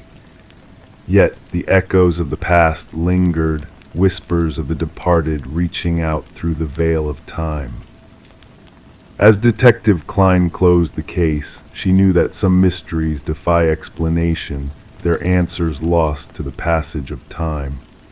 The house, condemned and forsaken, stood as a silent sentinel to the secrets it held within its walls, a cautionary tale of the darkness that lurks beneath the surface. One photograph remained from the case, a haunting image of 5 luminol handprints glowing in the darkness, a poignant reminder that some truths are etched in the fabric of reality, waiting to be unveiled by those brave enough to seek them. Story 24. The gentle current whispered its lullaby that morning, the water reflecting the sky like a polished mirror. The fisherman's boat glided effortlessly, the only disturbance a faint ripple in the glassy surface. And there, near the shore, an unexpected sight caught his eye: a solitary suitcase bobbing in the stillness. At first glance, it seemed like a forgotten relic discarded by careless hands. But as he drew closer, a pungent odor wafted towards him, thick and suffocating. The case was bound in chains, its metal edges tinged with the telltale signs of time's passage. and when the authorities pried it open, the contents within revealed a chilling truth. No mere discarded clothes lay inside. Instead, they found a tangle of hair, fingers frozen in a haunting embrace, and at the very bottom, a cryptic note that sent shivers down their spines. This isn't the first. Detective Sarah Mercer arrived at the scene, her presence a calming anchor amidst the unsettling discovery. The victim, a woman in her 30s named Catherine Walsh, lay still upon the shore, her once vibrant features now subdued by the embrace of water and earth. The medical examiner worked diligently, each detail catalogued with solemn precision. What struck Mercer was not the manner of disposal, but the meticulous care taken with the victim's presentation. Despite the brutality of her fate, Catherine Walsh seemed almost reverently arranged, her nails manicured, her hair styled with care, her attire speaking of elegance and wealth. She was not merely disposed of, Mercer murmured, her gaze following the gentle lap of the water against the muddy banks. She was prepared, adorned. Catherine Walsh, a successful real estate agent renowned for her expertise in high-end properties, lived a life of solitude and ambition. Divorced, childless, she inhabited a world of opulence and precision, her every step calculated for success. As Mercer delved into Walsh's life, a portrait emerged of a woman driven by perfection, her home a sanctuary of order and control. Every corner revealed the touch of a meticulous hand, every item meticulously curated. But it was in her office that a crack in the facade appeared, a drawer slightly ajar, within it a leather-bound journal that whispered of unseen terrors. The final entry, a cryptic warning of unseen eyes, hinted at a darkness lurking beneath the veneer of perfection. Digital breadcrumbs led Mercer down a winding path of obsession and fear. Walsh's inbox overflowed with messages bearing the same ominous phrase, a chilling reminder of a presence unseen but felt. And as the pieces of the puzzle slowly coalesced, Mercer's intuition whispered of a killer driven not by rage, but by ritual, a meticulous dance of control and correction. A breakthrough emerged from an unexpected source, a pawnshop owner, a missing necklace, a name Michael Linden. A maintenance worker of unassuming demeanor, Linden's unremarkable facade concealed a chilling truth. Surveillance footage painted a grim tapestry of Linden's obsession, his quiet presence a facade for unspeakable deeds. His apartment, a gallery of horrors, revealed a shrine to his victims, a twisted homage to lives stolen and remade in his image. When confronted, Linden's calm facade cracked, his words a chilling confession of his twisted logic. To him, his victims were flawed, their perfection a facade he sought to shatter. His acts of violence were not born of rage, but of a twisted desire to correct what he perceived as imperfection. The trial that followed was a somber affair, the families of the victims bearing witness to a justice long overdue.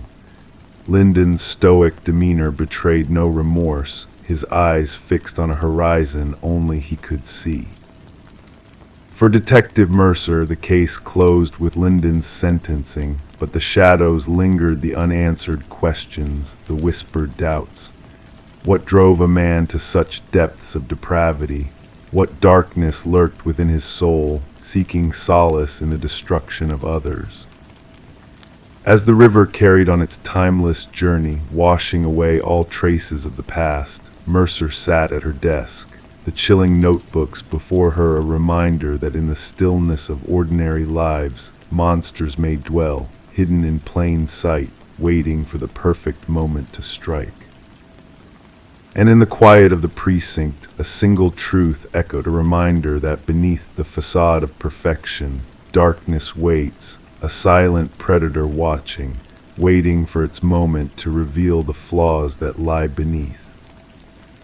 Story 25. The town kept silent about the mysterious house standing at the edge of the woods. It stood there, isolated and forgotten, its windows dark, its porch burdened by the weight of time.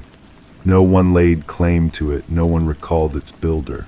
But one day a group of hikers strayed too close and uncovered a chilling secret names etched into the wooden walls, carved with a depth that felt like foreboding whispers. At the very bottom, fresh and untouched by the elements, was a name unfamiliar to them all. And then a voice quivered, "That's mine." A call pierced the stillness of the night, logged as a routine report of trespassing. Mason Wright, the lead hiker who discovered his own name etched into the abandoned house, spoke with a trembling voice. The responding officers anticipated a simple case of mischief, a teenage prank perhaps, but what they encountered defied logic. Detective Sarah Keller arrived as darkness descended upon the forest. Her flashlight pierced through the shadows, revealing the weathered face of the structure.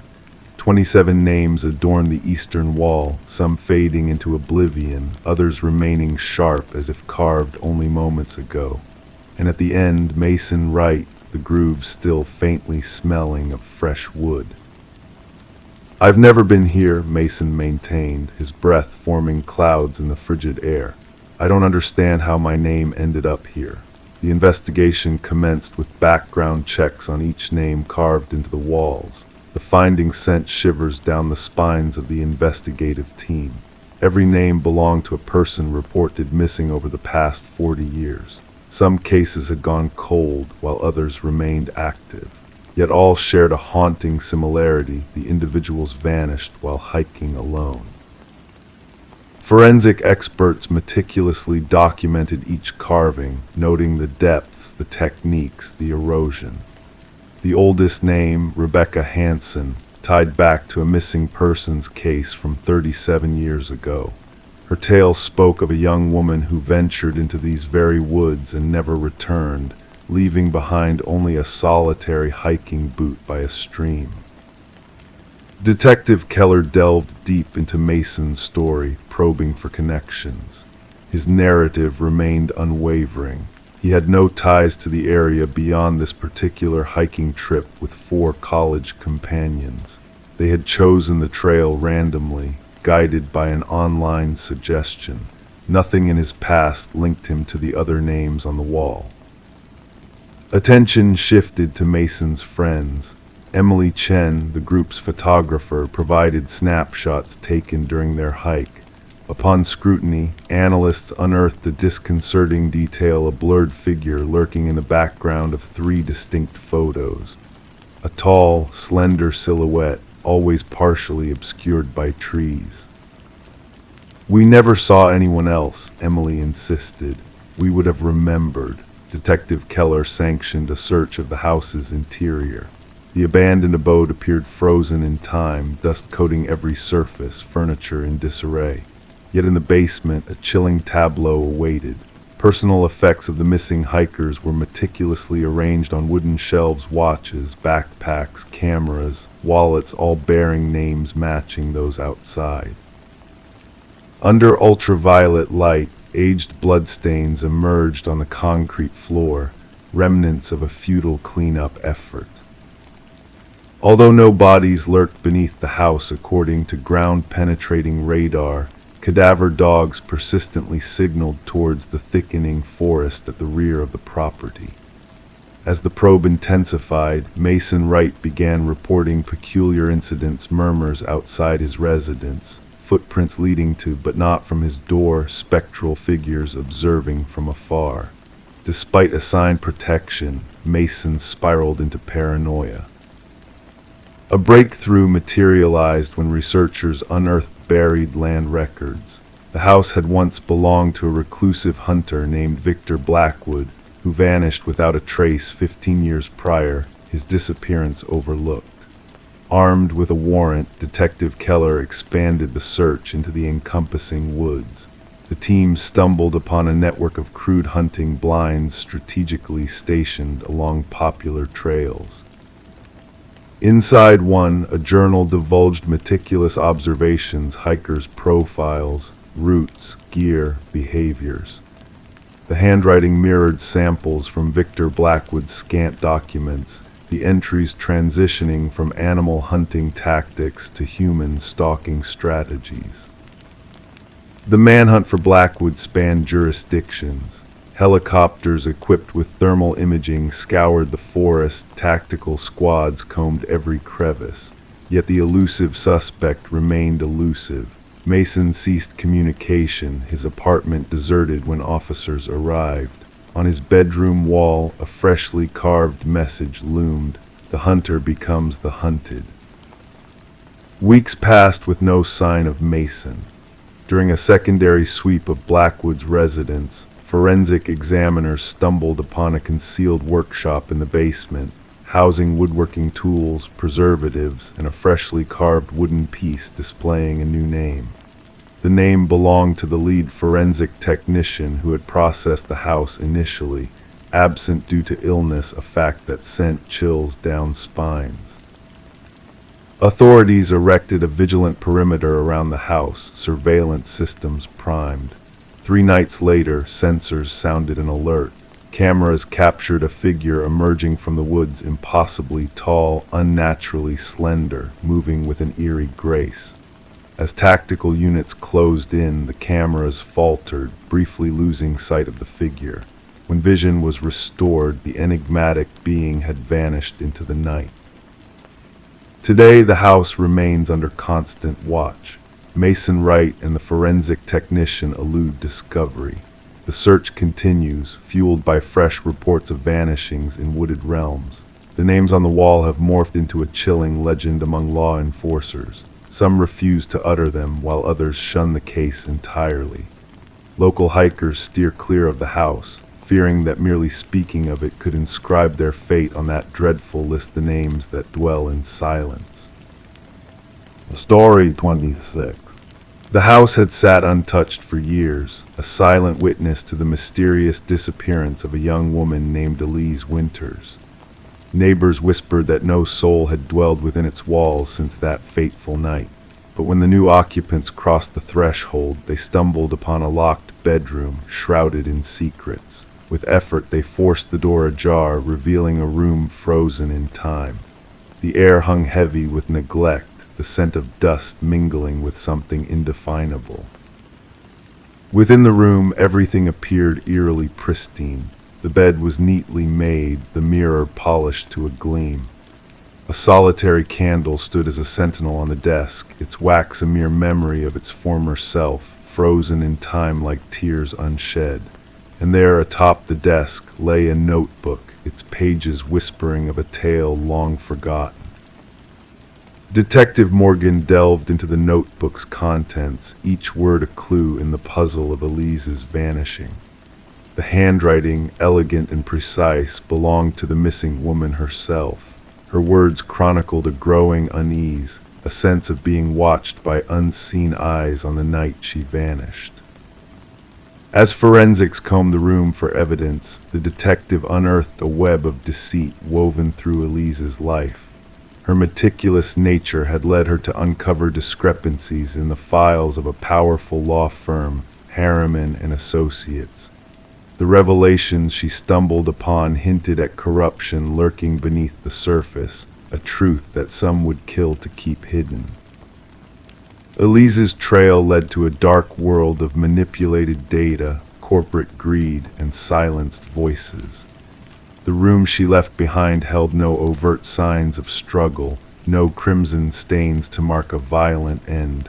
Instead, it whispered of a life interrupted, a story left unfinished. With each turn of the investigation, new layers of deception unfurled. Hidden compartments yielded damning evidence of a deadly cover-up involving a pharmaceutical giant and the very firm Elise worked for. The truth, buried deep within the shadows, threatened to shatter the facade of respectability carefully crafted by the perpetrators. The discovery of hidden flash drives and incriminating documents painted a portrait of betrayal and deceit.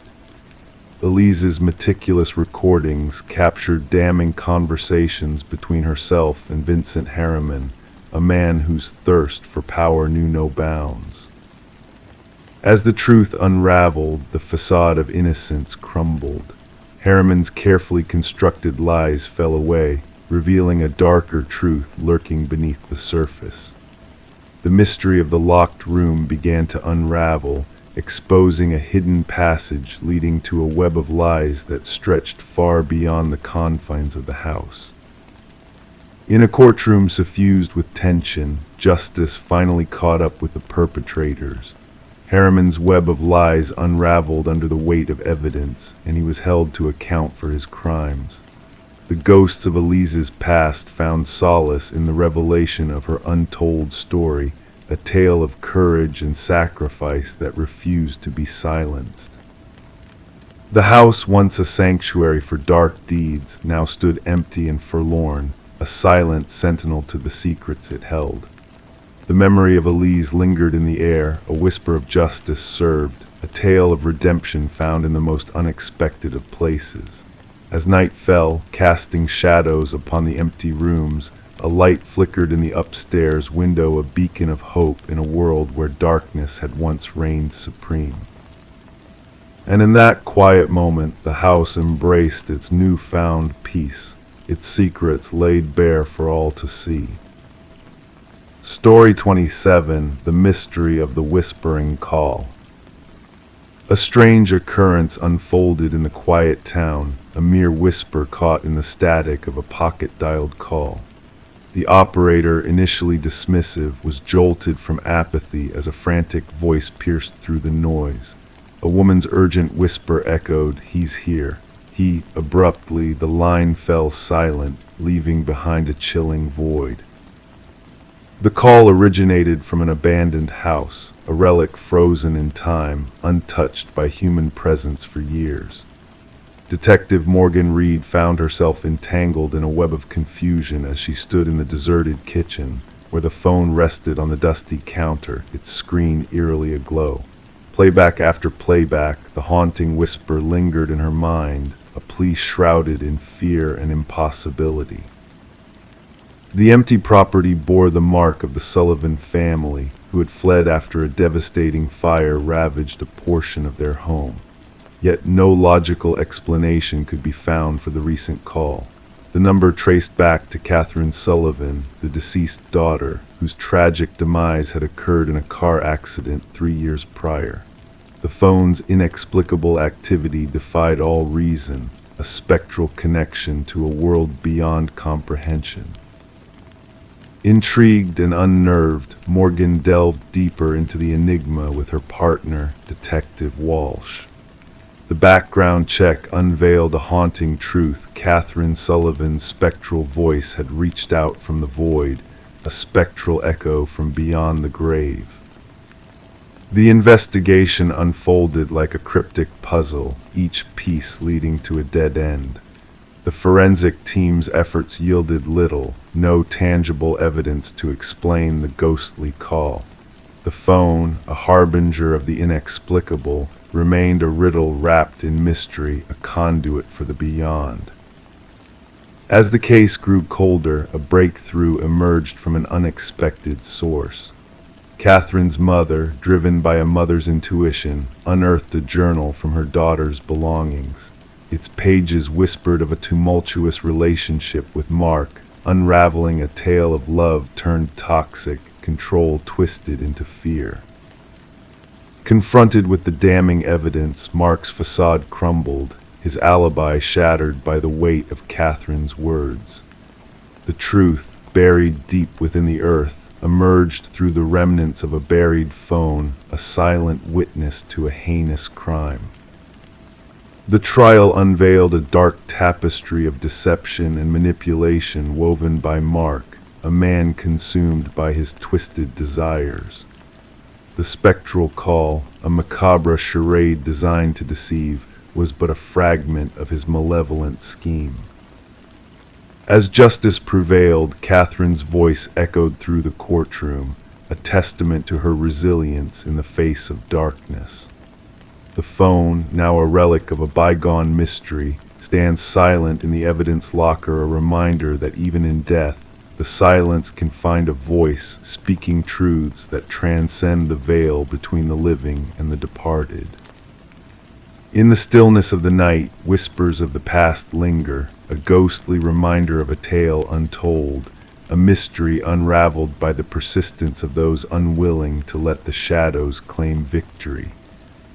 And so, the story of the whispering call endures, a testament to the enduring power of voices lost but never forgotten.